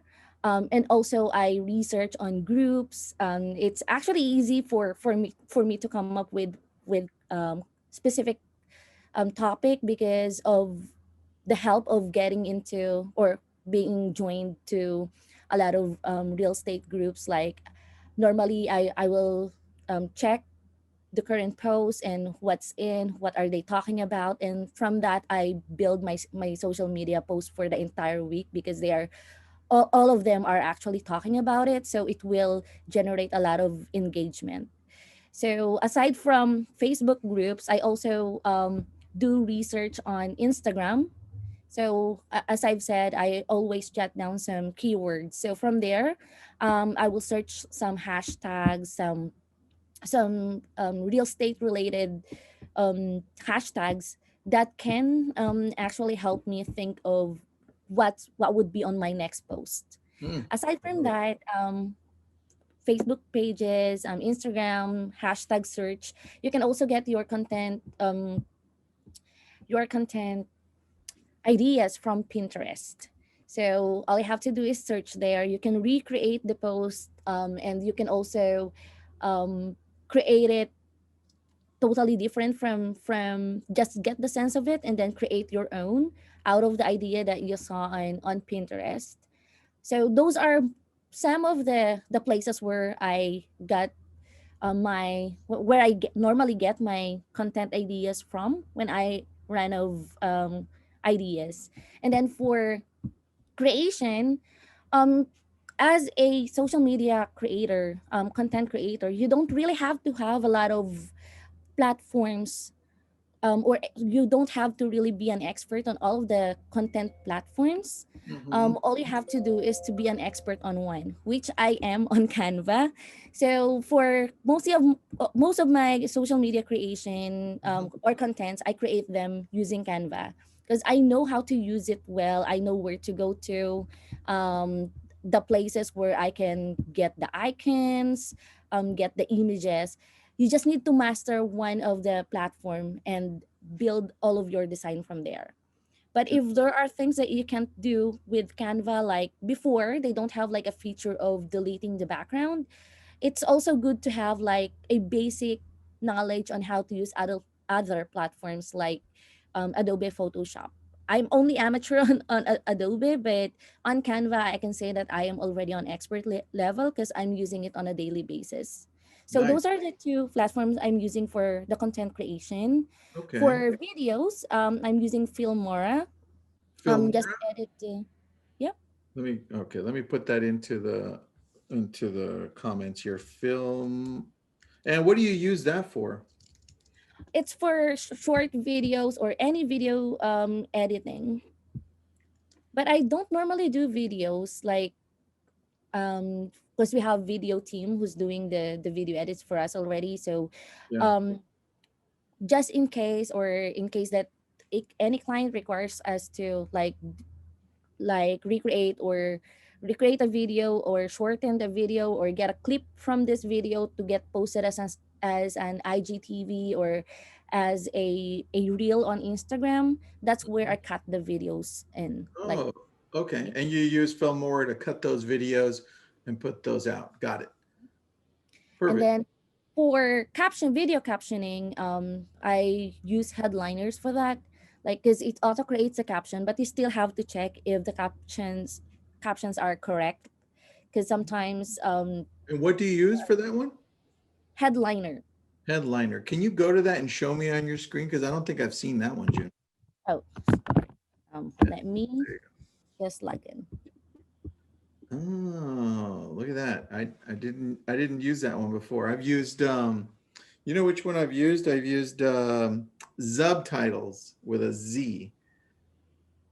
So this headliner, I like headliner. For headliners, all you have to do is to create. You can create your audiograms. This is where I'm creating your audiograms before, and then you can also create a full video episode here.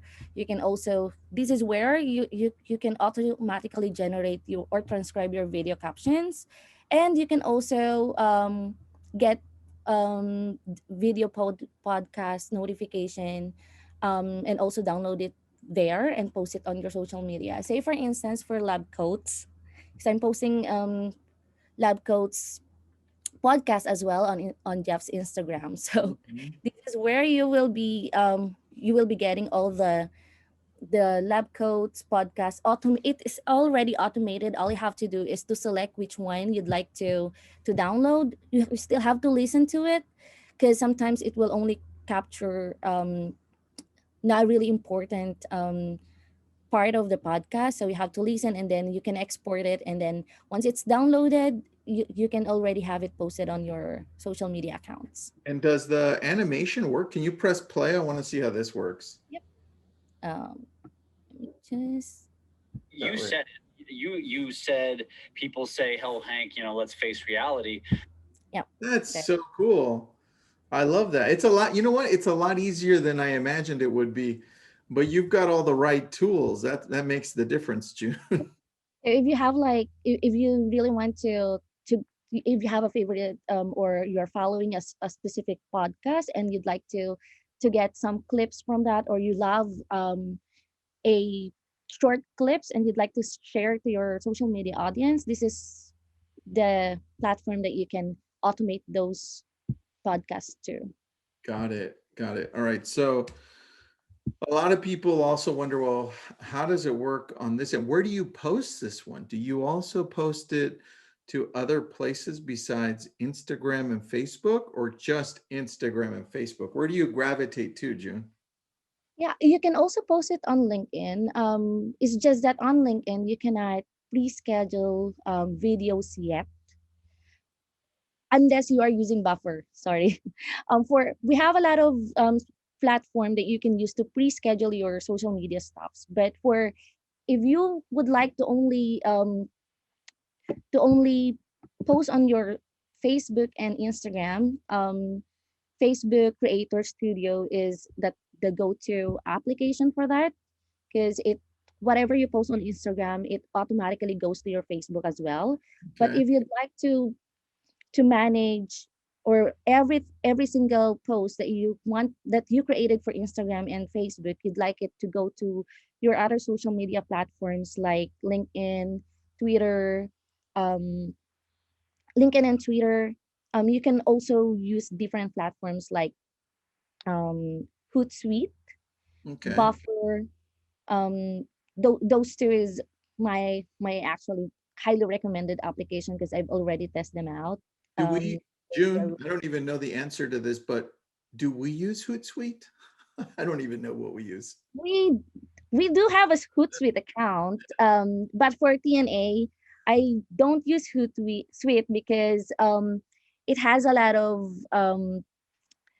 what do you call the setup process. It has to be like it's tedious. Like you have to approve it from your end. I need a Oh, yeah, code. I remember Ask that. everyone to share their password on their Facebook if they don't know how to make me an admin on their Facebook Yeah, it's not account. easy. Is that If why you you want, gravitate to Creator instead from Instagram and Facebook? Is that why? yes, that's why. Got it. All right, that makes a lot more sense. Okay, so you use Creator for Instagram and Facebook, which I showed you guys. You use Phil, what was that other one? Filmora? Oh no, for pre-scheduling, Yeah.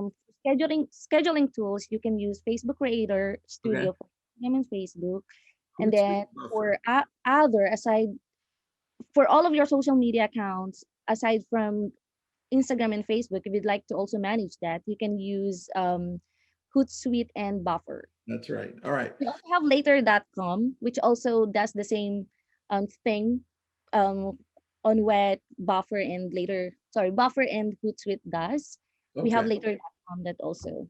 For, Later. Okay, so Buffer, Hootsuite, and Later. Now, I have a question for you because you also shared with me a little bit ago, like an Excel sheet that has all of the social media posts for, yeah, that one. yep. So So look, we have a lot of since people they're don't have this stuff, right? They don't have Creator, they don't have anything. So I want you to show people the possibility of just using Google Sheets or Excel. How do you do this? yeah, if you are really not a tech savvy and you want to go to old way of doing your social media stuff. So this is the way to go.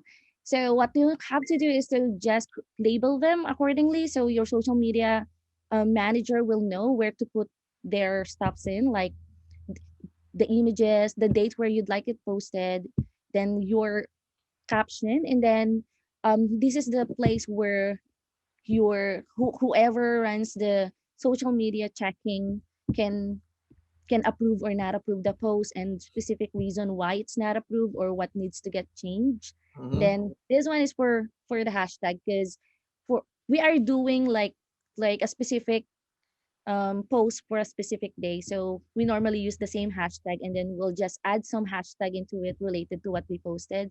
Say for instance, for this one, it's about success. So if we would like to use the same set of hashtags, we'll just need to add success on the existing hashtags that we have. Where do you get your hashtags from typically? Um, we have hashtag generator, but for us to be more authentic, we need to think of our own hashtags. Like you can Yeah. use hashtag generators, but for ours, we actually do it by ourselves. Like me and Myra, is actually the one who think of our own hashtags, Ooh, I depending like on that. what I the like post that. is about. All right, I like that. And June, a lot of people are probably wondering, like, damn, you're really good. How the hell do I find somebody like you? Well, look, it took a while for June to get here, right? It wasn't like overnight. So I think the idea behind this is to show you what somebody working at a high level can do for you, but you have to start at some point somewhere, and not everyone that you hire will be at this position. Just know that if you give them time, they are trained to be able to get here. And June has become my friend. So, I mean, her and her husband are my friends, and I enjoy talking to them and texting with them all day. We send gifts to each other. We make fun of Monch all day, her husband.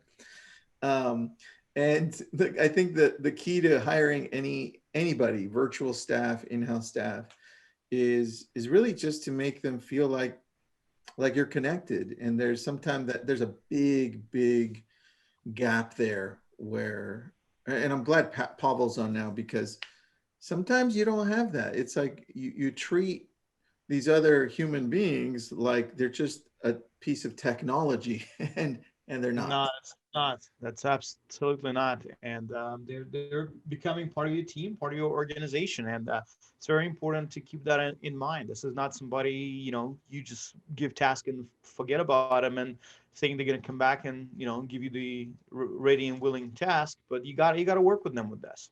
Looks like we have a question here from Joanna McDaniel. What's up, Joanna? She's asking, what are the general cost of hiring Virtudesk V? Where does one start? And a general cost is the rate starts for $9.10 an hour to hire somebody from Virtudesk. How you start? You can go to myvirtudesk.com. That's myvirtudesk.com, or you can just Google Virtudesk or send a DM to myself or Tristan. We'll get you connected with one of our sales consultants to discuss how to get it started. Yeah. A lot of people are asking that. So June, you really opened a lot of eyes. Thanks for being on. We appreciate you. I love you and your husband. So thank you for being awesome. Thanks, June.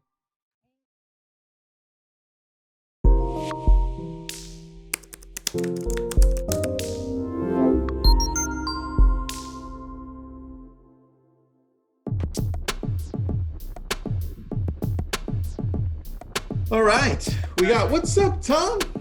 What's up? How you doing, bro? Hold on. What's up, fellas? Does it work now? Yeah, way better. Yeah. Awesome. Pavel, nice. I mean, I feel like I've known you forever because I've watched your stuff forever. But likewise, bro. Right, but I think this is the first time we've ever done anything together. So it's the first time, yeah. Yeah, very nice to meet you, man. Likewise, bro. Likewise. Yeah. And Team Money, you on the other hand, think like a CEO. What are you talking about? Think like the executive chairman. That's the new role. Executive chair. Do nothing. You know what? I'm changing the shirt now. There you go. So Tom, are you in your Texas or California office now? I'm in the Texas office. So this is our temp spot. Stay warm, brother. Stay warm. No, dude, it's like 75 degrees outside right now. Oh, that's it. It's done deal already, right? Yeah. I mean, it was cold for like 5 days. And then literally I was like, okay, it's 78 degrees outside. I'm wearing shorts to the office. Like it's nuts. They say it's like Colorado. Like if you don't like the weather, just wait a day. Oh, you'll be happy. Yeah. Yeah. I'm loving it though. So Tristan, you're in San Diego, right? I'm in Malibu, California. Even better. Dude, you can't be. It's hard to be Malibu. Well, yes. Pavel, what about you, man? Where are you at? Seattle. Love it. Where about? Like Seattle proper? No, we're in Kirkland, Washington. Yeah. Okay. Yeah. Yeah, across the lake. Yeah. Yeah. My COO lives in Tacoma. Okay, down south. Yeah. Yep. And then our VP of marketing, who is a beast, lives like basically like downtown Seattle. Okay, it's a ghost town now. Yeah, I know, man. Little crazy. I got three of my teammates that are all in Washington, and then like 165 in California and about 30 here in the great state of Texas. Yeah, nice. So, yeah, fun. Nice, bro. Nice. I love your setup. I'm seeing it on YouTube now. You're doing some YouTube from that setup, so I'm digging that. Yeah. Well, that's because I got the other Tristan, the real Tristan, behind me over here. What's up, other Tristan? What's up, other Tristan? You know what? Hold on. On that note, Tristan, the other Tristan. Sometimes Tom. So people wonder like how often I text with Tom. Yeah. Tom texts me, yo, Tristan, I need this and that and this and that. I'm like, I go, Tom. Wrong Tristan. But it happens weekly, but I love it. So because I go, hey Siri, text Tristan. Oh, okay. Yeah. No, I've only met maybe 3 others in my entire life. And that was all when I was a kid. I haven't met one in like my adult life. Well, there you go, man. Nice to meet you, bro. Nice to meet you too. Love it. All right, now you know. I'm having a multiple Tristan bromance here. There you go, man. There you go. All right. Well, let's get started, bro. Thank you so much for doing this mastermind with us. It's a Leverage Mastermind brought to you by Virtudesk. And we thought of you because you've been able to scale your businesses at such a rapid scale after, right? Because it was a slow start and it's normal, but then it's like you blew up out of nowhere. And that's really what I wanted to talk about in the sense of scaling, because when we look at you and your organizations, a lot of agents can just glance through it and be like, oh, it's just a coach. But there's so much more to what you've done that nobody talks about, right? Like the businesses that you've invested in, the ability to create your teams to be able to manage things while you're doing this, right?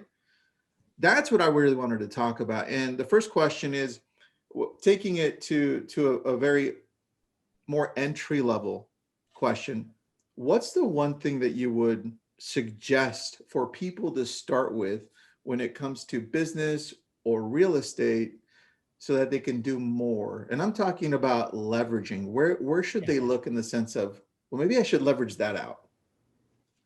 So, this should sound fundamental for anybody that has been a student of business. And, as you know, I barely got out of high school. So for me, business is the hobby that I'm obsessed about, always has been, always will be. So I was thinking about even this morning, one of the earliest books I read that really moved me was Michael Ovitt's autobiography right after he had left Disney. And, he talked about creating a little company called CAA, which he ultimately ended up selling and making $1 gazillion on. But what he acknowledged was that people have different skill sets and different niches and different expertises. I'm not sure if that's a word, but you all know what I mean. And what he said was, why not build an agency, right? In his case, a talent agency. And instead of having, Pavel's group over here that is all the writers, and Tristan's group over here that are the directors, and Tom's group over here that are the talent, what if I got them all working together in unison with a unified vision, aligned comp, inspired workforce? And I look at that and say, why wouldn't every entrepreneur start the same way? The mistake that so many people made, and I didn't make it early on when I started the business 17 years ago. Like I remember leaving my house, getting in my car and driving over to some space that I was going to lease from a mentor of mine who was running at that time a large percentage of the Irvine company in California. And I came home, left at like 9, came home at like 6. And by the time I got home, I hired 11 employees, picked up 3,000 square feet, started the branding, started the marketing, started everything. And I came home, my wife's like, what are you doing? I'm like, she's like, I thought we were gonna do this like out of the garage. I'm like, no, honey, like metaphorically is, you know what I mean? Like, starting it out of the garage. I'm like, no, because I knew I needed salespeople. I needed a content writer. I needed an IT director. I needed a head of coaching. I needed a head of sales. And I hired everybody in the first day. So the answer is, for anybody listening right now, I guess fundamentally you have to decide, do you want to be big or small? Right? So there's 32 million businesses in the US. 96% of them do less than $1 million a year in revenue. I had no interest in being small. And I don't say that with ego or bravado or anything other than, like, if you're going to do something, like, do it big. And big is a relative term. Like, big, if you're a developer, you build 5 houses, or you build 5,000 houses, or you build a master plan community of 10,000 houses. It's all relative, right? So the answer is ready. The simple answer is, what is the highest and best use of your time? What are you really good at? Everything else needs to be delegated. Everything else needs to be outsourced or insourced or a combination of the two.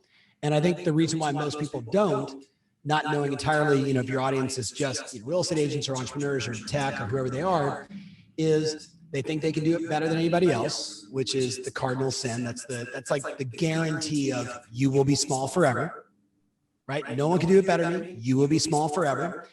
Or they say, I don't have the money. And my response is, then, A, you need to look at financing. You need to look at debt. You need to look at taking equity out of your house. Because if you can't get the resources right, you're going to stay small forever. Like, there's no slow road to China. Like, it's just, you got to go big or go home in today's environment. Dude, I want to touch on that a little more. But first, there's a slight echo on your mic a little bit. Tristan, anything? No, it's still a little bit there. Okay. Tristan's moving chords and Cool. We'll keep going. I'll let you know when it's gone. So on this scaling side, I think it applies for for real estate too, because when I look at teams, Yes. oh, perfect. It works great. Thanks.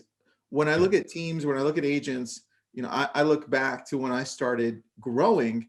It was when I went all in on online leads. I mean, literally like dumped a whole bunch of cash. And I'm like, yep, makes sense, man. So yeah, I see where you're heading. So now when you're looking at companies, and this is a question I have, I'm steering away from the other questions, Tom. Yeah. You're looking at companies to either invest in or be like, this looks like an interesting company. Yep. What are you looking at to be able to say, you know what, I'm going to invest in this one, or this one might work? What does that look like to you? So I try not to invest in anything that I think might work.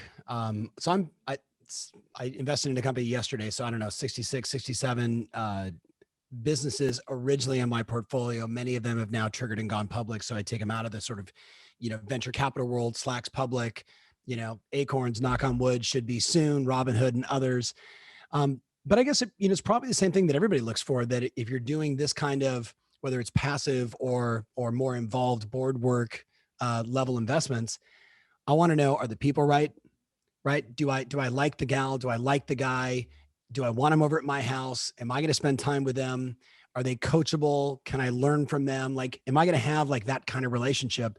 And that's important to me, not on the level of like Stuart Butterfield or, Scott Painter with Fair and, TrueCar and some of these other deals that I've been a part of. Those, I'm just happy to be in the deal. You with me? Like, they're proven, they know what they're doing, happy to put some shekels in and go for the ride. But the ones that I want to get more involved in, it's likability. And then number two, it's, do they have the ability and a track record of execution? Is their product right enough? And are they open and coachable to recognize that the product you start with, outside of like maybe a LinkedIn, the product you start with is going to morph over time and improve and get better and tweak and adjust, because everything's in beta for at least 5 years. So right people, right execution, right, and right product. Those are really the three things. And then when it comes to a marketing standpoint, like I'm working with one of the young founders right now of a company, Digsy, and the typical story. They started out saying, we want to do this for the commercial real estate space. Now they're doing that.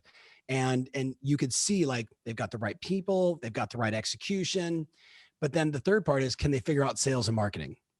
Because I think where a lot of founders, especially, maybe not in your case, Tristan, because you were like, okay, wait a minute, I can buy online leads so I can just scale.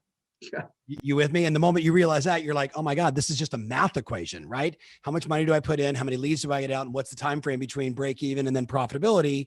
It's just math, top, middle, bottom of the funnel, work the math and you're going to win. Most founders don't get that. They don't come from the sales and marketing side. They usually come from the product side. So, so can they get out of their own way? Can they hire that person? Can they outsource or insource some kind of sales and marketing strategy? And that's really where I love to play. So it's really like those four things. And then, I mean, at the end of the day, so much of it is just likability. You with me? Like, do I like the person? Because from there, I'm going to get more of the truth about their ability to execute. And is the product right? And is the team going to be right? That's basically it. I mean, I wouldn't really call myself a full-time investor. I'm definitely I'm a small-time investor in terms of the size of my portfolio, but I do love it because business is my hobby. So it's another way to play. Dude, I love that. Thanks, Love man. that. Yeah. That was a personal question for me, dude. So yeah, well, hey man, I always have deal flow. If you find interesting deals, keep me in the loop.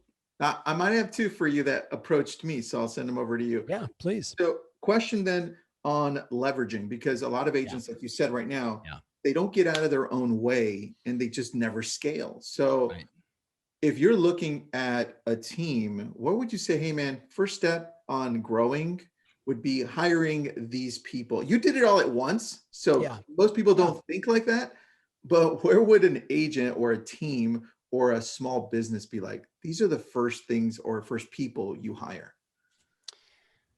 So again, because there's so many different levels of where that person could be, if it's in the beginning, you need an assistant, right? Once you have maxed out that assistant and you're probably already using an outsourced transaction coordinator or an outsourced marketing solution, then it's going to come down to, revenue growth, or is it operational excellence? And that's really that's where it bifurcates, right? Like, do I need more revenue? Well, then I need more sales, more marketing, more leverage of my time, and eventually a sales manager at 10 plus salespeople as an example.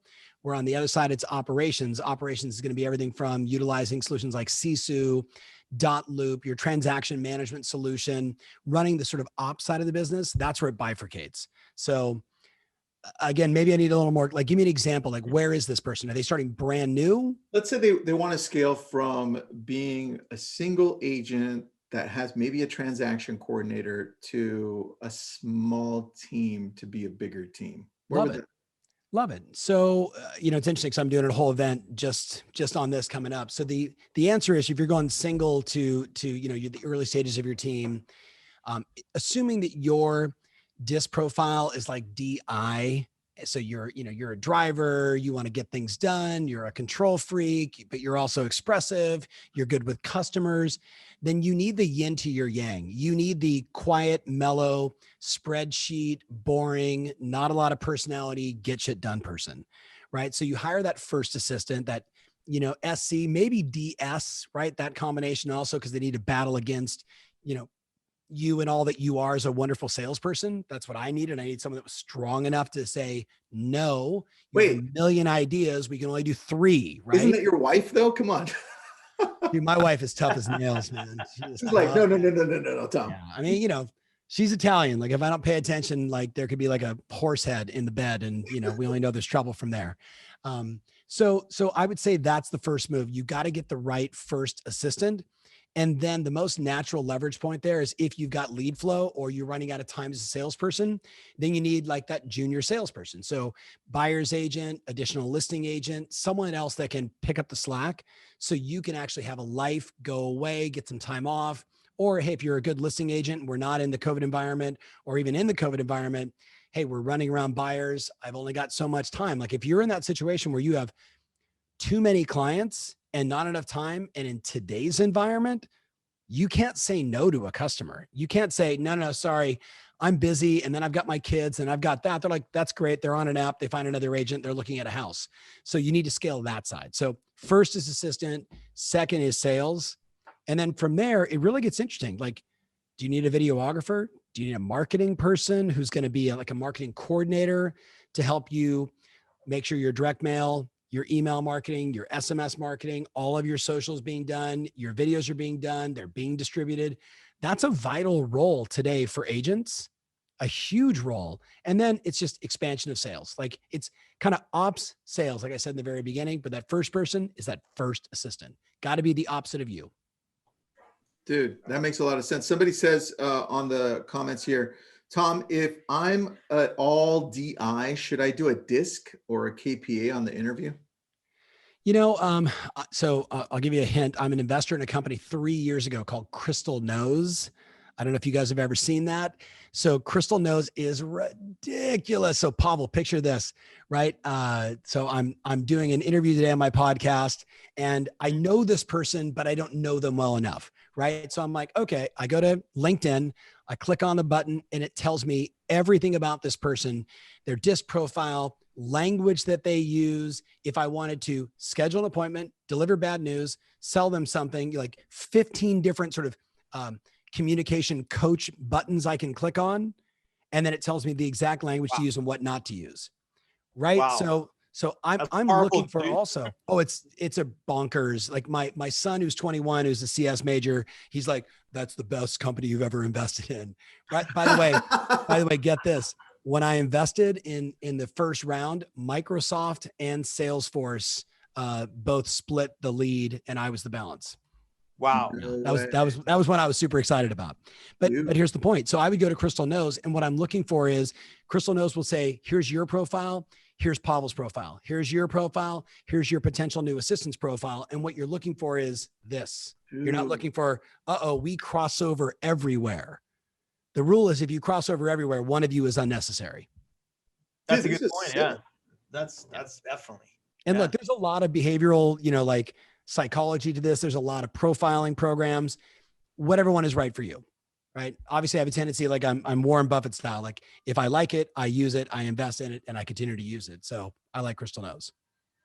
I love it, man. I just put that into my notes too. So I gotta look it up. Definitely. You guys know Kyle Whistle down in San Diego. Kyle, like, I introduced my base maybe 2-ish years ago. And all of a sudden, like, guys, he would literally say, oh, my secret weapon now is an inbound lead comes in, and obviously an ISA or someone's going to scrub the lead. They also immediately go to LinkedIn, look at their Crystal Nose profile, and then say, wow, based on this person's profile, they should go to that salesperson. I call it's the secret weapon. It is absolutely the secret. I don't do meetings without first checking Crystal Nose to know who is this person and how do I best be in rapport with them. Dude, I'm looking up if Crystal Nose has an integration with Zapier so that we can zap them first. I'm going to check it out. Yeah, I'm sure they do. And if they don't, I can ping the CEO. So you can use that thing to interview potential candidates for for a job. Whoever is applying to you, you can use that thing and 1,000%. Yeah, 1,000%. That's good, man. And the good news is, like, for all my friends in the real estate, and I actually think I saw Gabe Cole, who I've known forever. So if that was actually Gabe Cole from Orange County, California, what's up, man? You know, what I would tell people is if you're in the real estate business, myself and a million other people have done a gazillion videos on the ideal personality profile for an assistant is, the ideal personality profile for a marketing director is, ISA is, OSA is, ops manager, sales, da, da, da, da. It's all there. So, you know, the mighty power of Google. Don't reinvent the wheel. Dude, I love that. I'm going to put up the name there just in case people have questions. And Pablo, you had a question here that you wanted to add. I'm sorry I interrupted you, buddy. The one. Well, the question I have is what is some of your team system methods you adopted over the last couple of years that help you scale your business? So that will be the question, I believe.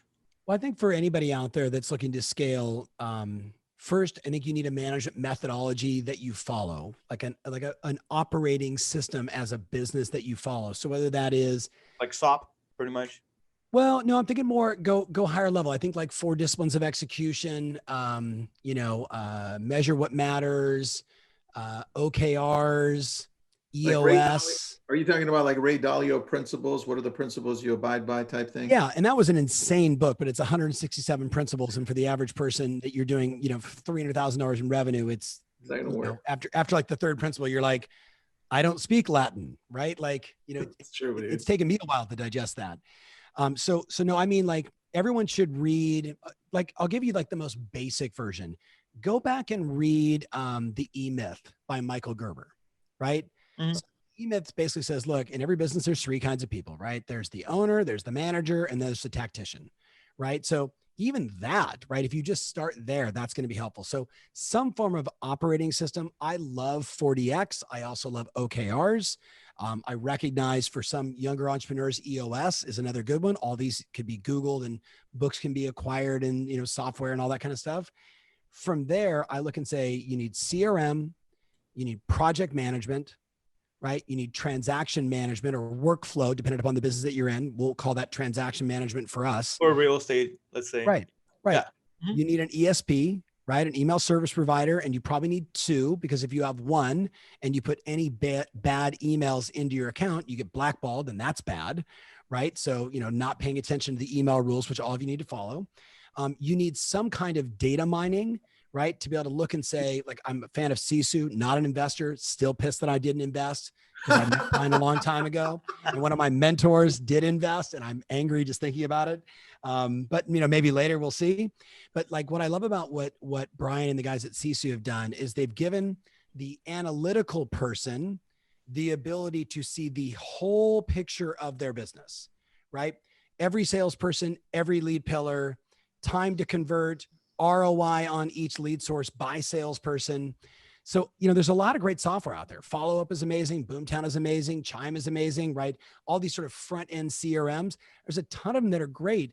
But if you don't connect the dots between the forward interfacing Google Analytics, email marketing, direct mail to the actual result, they call it the cash register, then you don't really know what's working and what doesn't. Like in my business, I know like down to the, dollar what our best marketing and lead generation is. And I know like I can drive a ton of traffic to my site doing 2 things and never produce a single lead. I know it. And people say, well, do you do that? Yes, I do it twice a week. You with me? Because it's just a value add. It's just delivering people free good stuff with no ask whatsoever. But if you're not looking at the data, you don't know. So, again, CRM, transaction management, some kind of project management, whether that's Trello, Asana, Monday, there's so many of them out there. Kyle Whistle and I, just going back to Kyle, we did a whole show just on all of the appropriate systems and automation that a good real estate agent should have at a team level.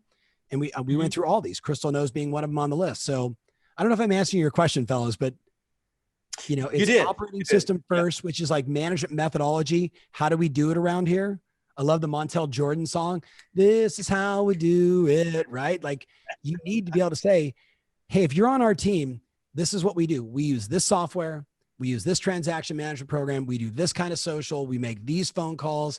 We use these kind of scripts and dialogues. This is how we show up for customers. You got to have all those standards in place. Otherwise, you're not a team. You're more of a brokerage and everybody just does whatever they want. Tristan, you're on mute, bro. Yeah, we lost your audio there, partner. I need a shirt that says I'm on mute. On that, there are a lot of agents that have a balanced staff. They have virtual, they have in-house. Right? Yeah. I have a whole bunch. That's what we do. Yeah. Hybrid. Hybrid staff. Yeah. Yep. Where would you say that agents should hire their virtual staff to do specifically, or is it not really specific in your eyes? What do you see working at a high level? Well, look, I mean, I was a huge advocate of a company called Fiverr forever. Prior to that, it was iFreelance. Investor? These. Say again? Investor? No, Are not an investor in investor either one of them. Thanks for bringing it up. I'm angry again. You're not making me very happy right now. There's, you can't get into every deal, right? You can't get into every deal, and you miss opportunities.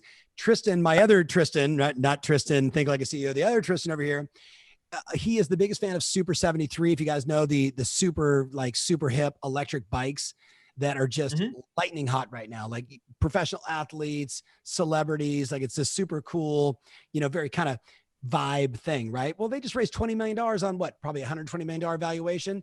Tristan sells more Super 73s than Super 73 as just an influencer for them. And I'm like, I didn't get in the deal. I'm pissed just thinking about it. Anyway, Fiverr, great in the early stages of like, hey, I want to get some videos edited, or iFreelance and Elance and all these other companies that are still around today that just help people get marketing stuff done, Excel spreadsheets. Hey, I need you to build out, ABC for me. And it's never $5 on Fiverr. It's 25, it's 50, it's 100. But again, you're getting one piece of work done. You find a trusted person over there that can help you build stuff, and it's great, right? So whether it's that or transaction coordination, which I was looking at, this is an interesting one. So I look at these agents that are out there that'll come to me and they'll say, I don't feel comfortable turning over my transaction to a transaction coordinator. And I'm like, okay, I get it. So it's documented. It takes 11 physical time-intensive hours of actual time in front of the file, communicating with clients to close one transaction. So that's not like my clients in New York City where it's probably 2x that, right? Conservatively. Yeah. Easy. It's 11 hours. So I'll just say to agents, so let me ask you a question. Have you figured out how much money you make per hour? Because if a TC costs you $350, if you're making $35 an hour, then yeah, you might want to do that work. But otherwise, if you make like $175 an hour because you're doing your job, which is what you should be doing as a real estate professional, or $1,000 an hour or $2,000 an hour, the last thing you should be doing is doing any of that stuff. So it doesn't kill, as you guys know, it doesn't eliminate the relationship, communication, the assurance, I got your back, Tom and Kathy, don't worry, we're getting this done. Did Martha or Stuart reach out to you with all the paperwork, blah, blah, blah. It doesn't kill the communication side, but it frees all the rest of that stuff up. So I'd probably say marketing would be first and transaction management would be the second one. A lot of it comes down to the mindset of an agent. Usually we see like with the newer agent or agent who's been in business like for a little bit, maybe. Yeah. And they have this scare of hiring somebody because they look at hiring somebody as an expense on their business. And they think, okay, if I'm going to hire somebody, which means I got to give away part of my money to have this person on a payroll. How do you change that mindset? How do you have this mindset shift where they look at it as the asset, not a liability? At this point in my career, I say, so you're choosing to be small. Awesome. Bam, that's And it. is there anything that's it, wrong like- with that for some people? Like some people want to remain small, but There's nothing wrong with that. But yeah, how but do you don't complain to me and say you don't have enough time. Don't complain to me and say you have no listings and you have no time to attract listings because you're working with buyers, but then you're working on all your escrows or your pending sales. Like if you're going to like, there is something to saying, I choose to be small and boutique. I want to help 18 people buy and sell real estate in the calendar year 2021. And I'm going to limit myself. I'm not going to, if I got, God bless, if I got an opportunity to launch 5 listings in a month, I'm not going to do it because I can't. Right. So instead, I'm going to pace them out, 2 this month and maybe 2 the next month. And I'm going to communicate why to the customers so they understand. And I mean, like, there's nothing wrong with that. What I can't stand though is the earlier you talked about the word scale, Tristan, and the note I had over here that I was sharing with the group yesterday is it's the bifurcation of the 1.5 million agents in the US, right? So there's 1.5 million agents. 57% of them have closed a deal this year. 43% have not closed a deal. Whoa. Let's just stop right there, right? So if you say Wow. only 57% have closed a deal, right? And we've had a massive surge in transactions this year, regardless of the lack of inventory and everything else.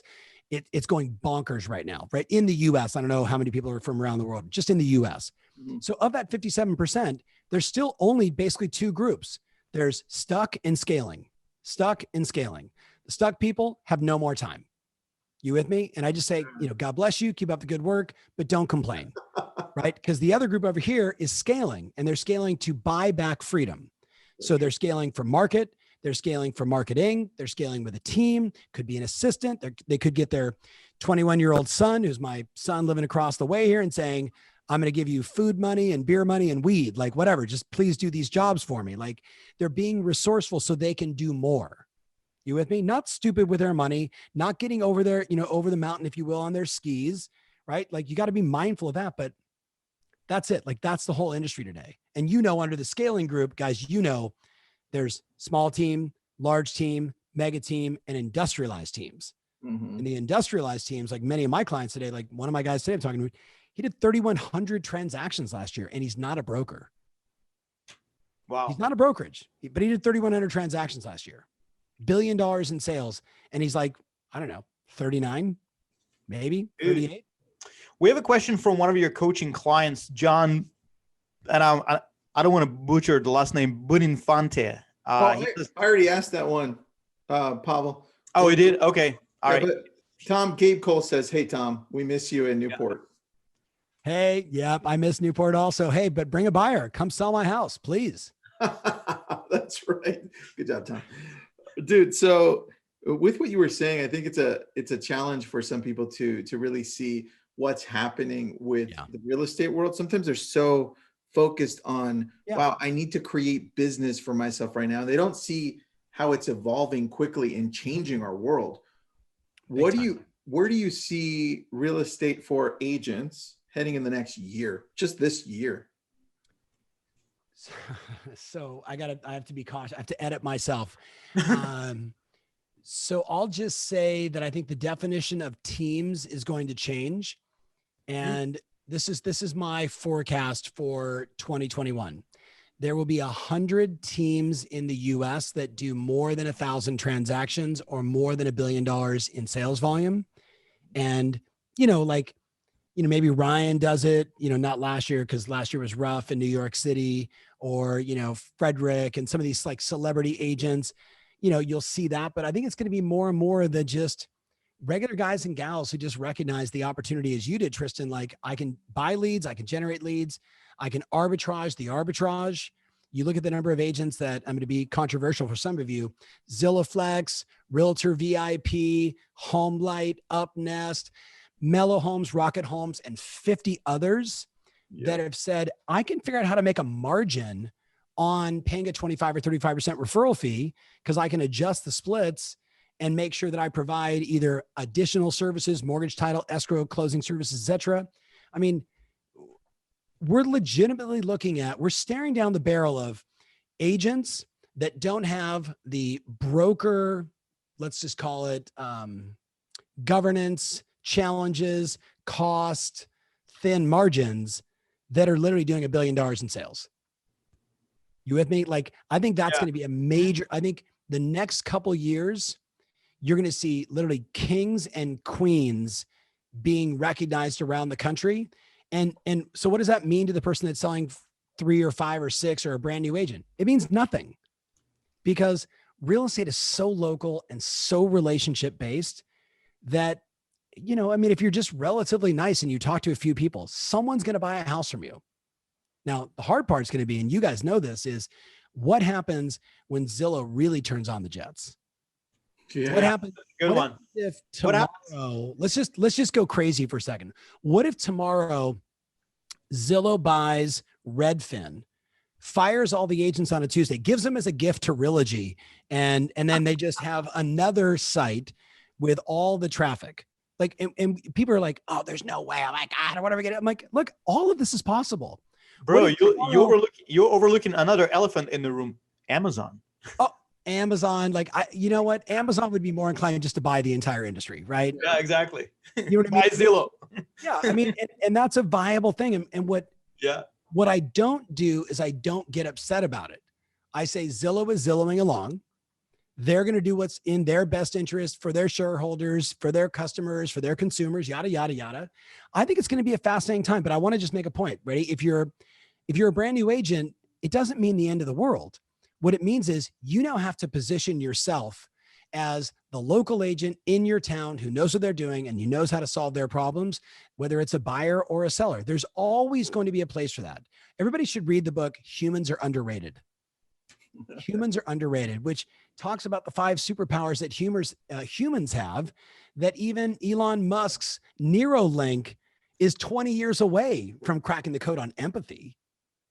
That's right. I mean, by the way, I'm just curious, would you guys do Neuralink? If you had don't the option, think so. would you plant the chip in your brain? Nah. I'd do it in 2 seconds. I would do it in 2 seconds. Yeah, I mean, just the thought of, forget the limitless pill, going back to that movie, but the ability to like, just say, think of it like, it's like the Matrix. Hey, Tank, I need to know how to fly a B-12 helicopter. And now I'm flying a helicopter. That to me seems like a really fun ride.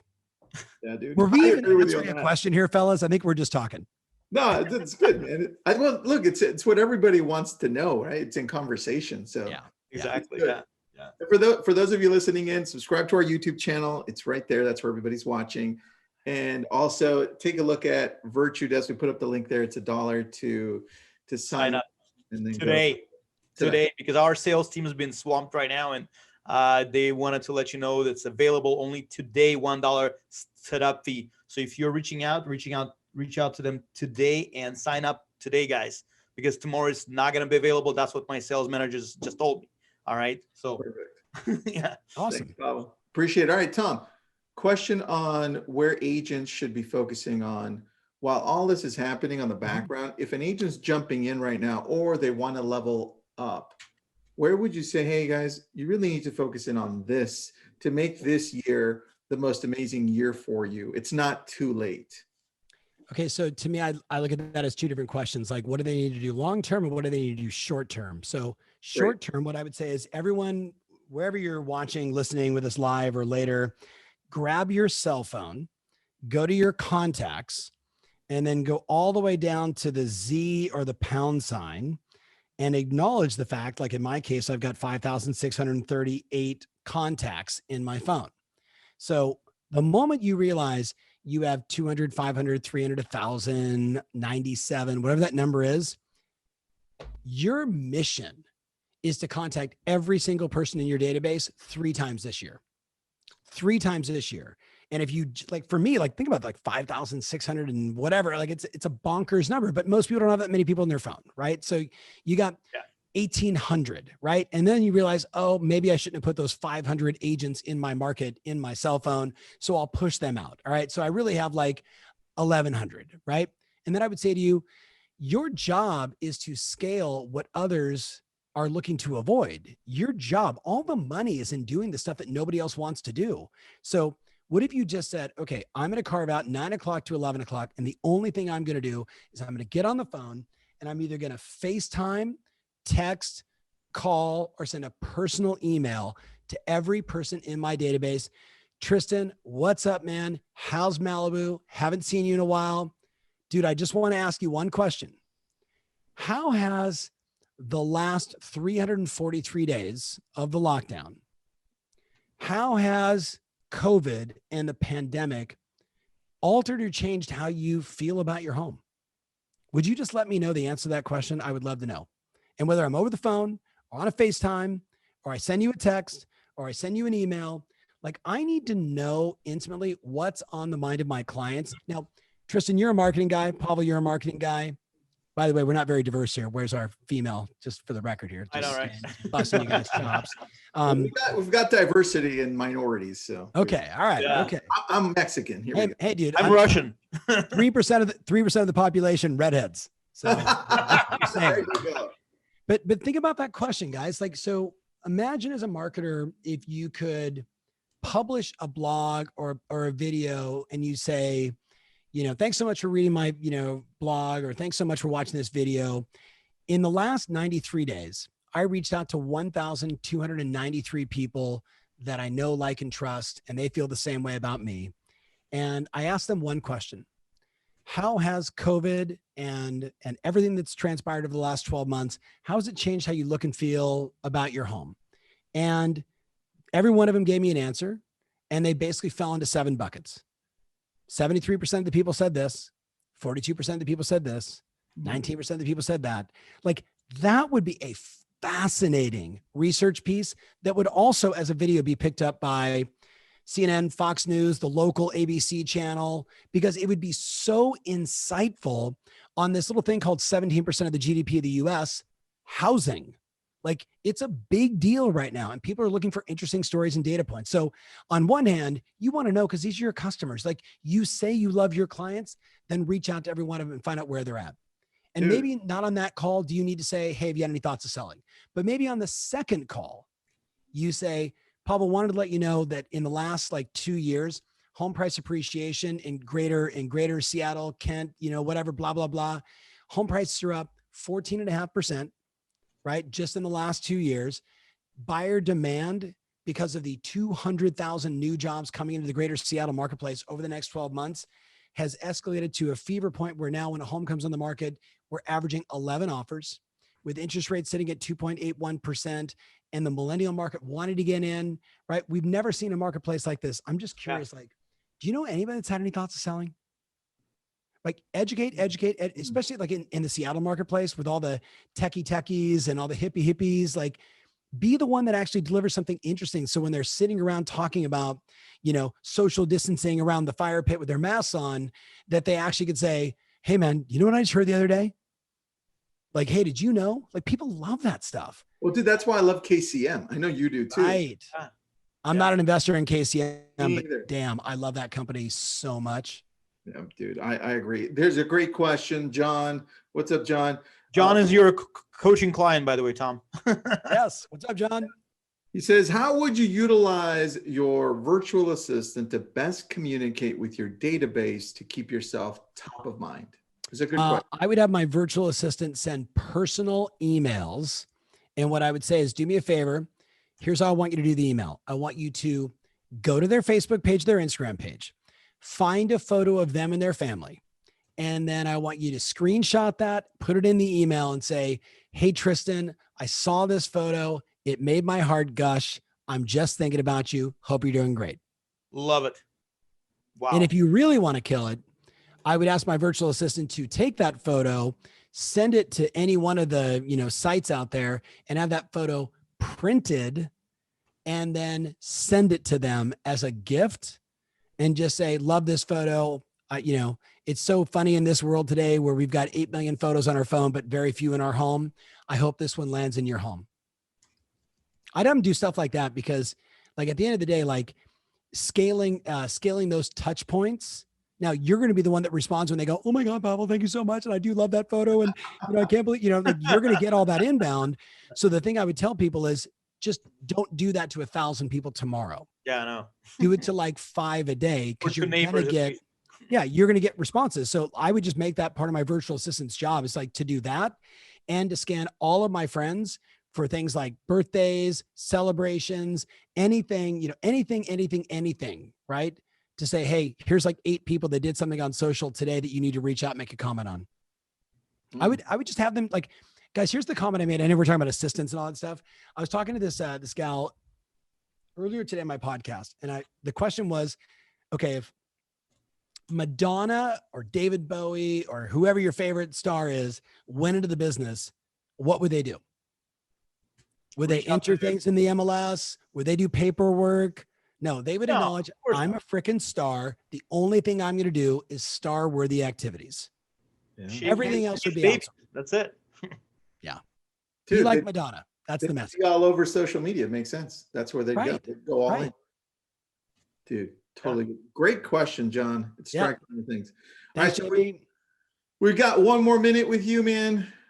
Anything on your mind that you want to talk about in regards to leverage that you want to leave us with? I didn't get to answer the other question around what the long game would be, and that would be 1,000% spend all of 10 hours a week expanding your brand. Get clear on what your promise is. What is the thing that you do that no one else does in your marketplace? What do you do that's unique, special, different, even if you need to hire somebody to help you figure that out? At the end of the day, like, the greatest degree of separation between you and Zillow is you, right? So how do you put you on steroids? You on video, you on social, you in email, you in print, you over the phone, because brands, like people are going to Zillow because they trust that they can find the information, and then they're hoping they get an agent. You with me? If they already know you and like you and trust you, you can get them the information, but they already know you, like you, and trust you.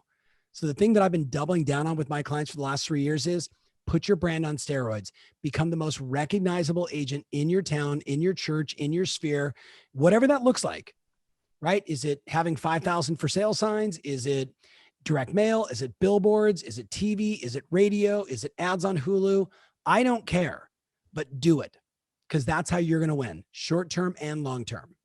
Dude, and that's where leverage comes in too. Makes a lot of sense. Leverage, yeah. Well, you can't do it all on your own. You need someone to help you do all that stuff, because you have to be on the phone and going on appointments and negotiating and showing houses and solving problems. And so the answer is leverage everything. I love it, dude. Well, Tom, thanks for your time, bro. Appreciate it. Thanks, bro. Yeah, appreciate you guys. Pavel, it's about time we finally got together, man. Finally, I've been stalking you forever. Sounds good, brother. Yeah, keep up the good work. Thank you, guys. And for everybody out there watching, God bless you guys. Crush 2021. Focus on getting listings. Make that your mission, and you're going to win. See you guys soon. Thanks, Thank you. Appreciate it, buddy. Have a good one. That was good, man. Very good, informative. I loved it. We went right into it. Pavel, thanks for making this all possible. Thank you for hosting. First leverage mastermind on the books by Virtudesk. It was good. We didn't want to overdo it with a whole bunch of hours. So I think it was just the right amount of time. So exactly. So people are not that overwhelmed, and we got some good stuff and get some great value from interesting people. And so that's amazing. Yeah. I love it. And we're getting some good results here. John, I think John stuck around for the whole thing. John? I think he did. Thanks, buddy. I spoke with him on the phone a couple of days ago. If you want to bring him in, we can bring him in. I think he's actually. I can't through here because he's not on the webinar, but he spoke with me. The guy's in New York, and he's a good deal. Yeah, I love it. Well, look, I want to thank all of the people that participated on this too. So we had you, obviously, you're the CEO of Virtudesk, so we can't do it without you. We had Jonky, we had Kevin Markarian, Jonky Patel. We had Lorraine Baldwin. There's Jonky. What's up? We had Jonky, June, who runs my social media. And then, of course, we had Tom. Guys, thank you so much. Jonky, thanks for joining us. Appreciate your time. Appreciate you guys. You guys are awesome. I didn't want to cut in, but that was just some awesome content, you guys. I love it. Yeah. And I wanted to say we have a huge a huge team behind it who actually helped to put it together. We had Sarah, we have Audrey who helped us out. We have their team, about 12 people, who the production assistant who helped to put it together. Yep. And to operate this thing from the back end. Because guys, if that was not for leverage, we would not be able to do it ourselves. Let's just put it that way. Even that right here. I totally agree. If it's not for Virtudesk, if it's not leveraging your business, we wouldn't be here. So thank you, Powell. Thank you for making it happen. Thank you, T. Thank you, guys. Yeah. Thanks, everybody. Have an awesome day. Thanks for joining us. Subscribe to our YouTube channel and check out Virtudesk online. Have a good one, guys.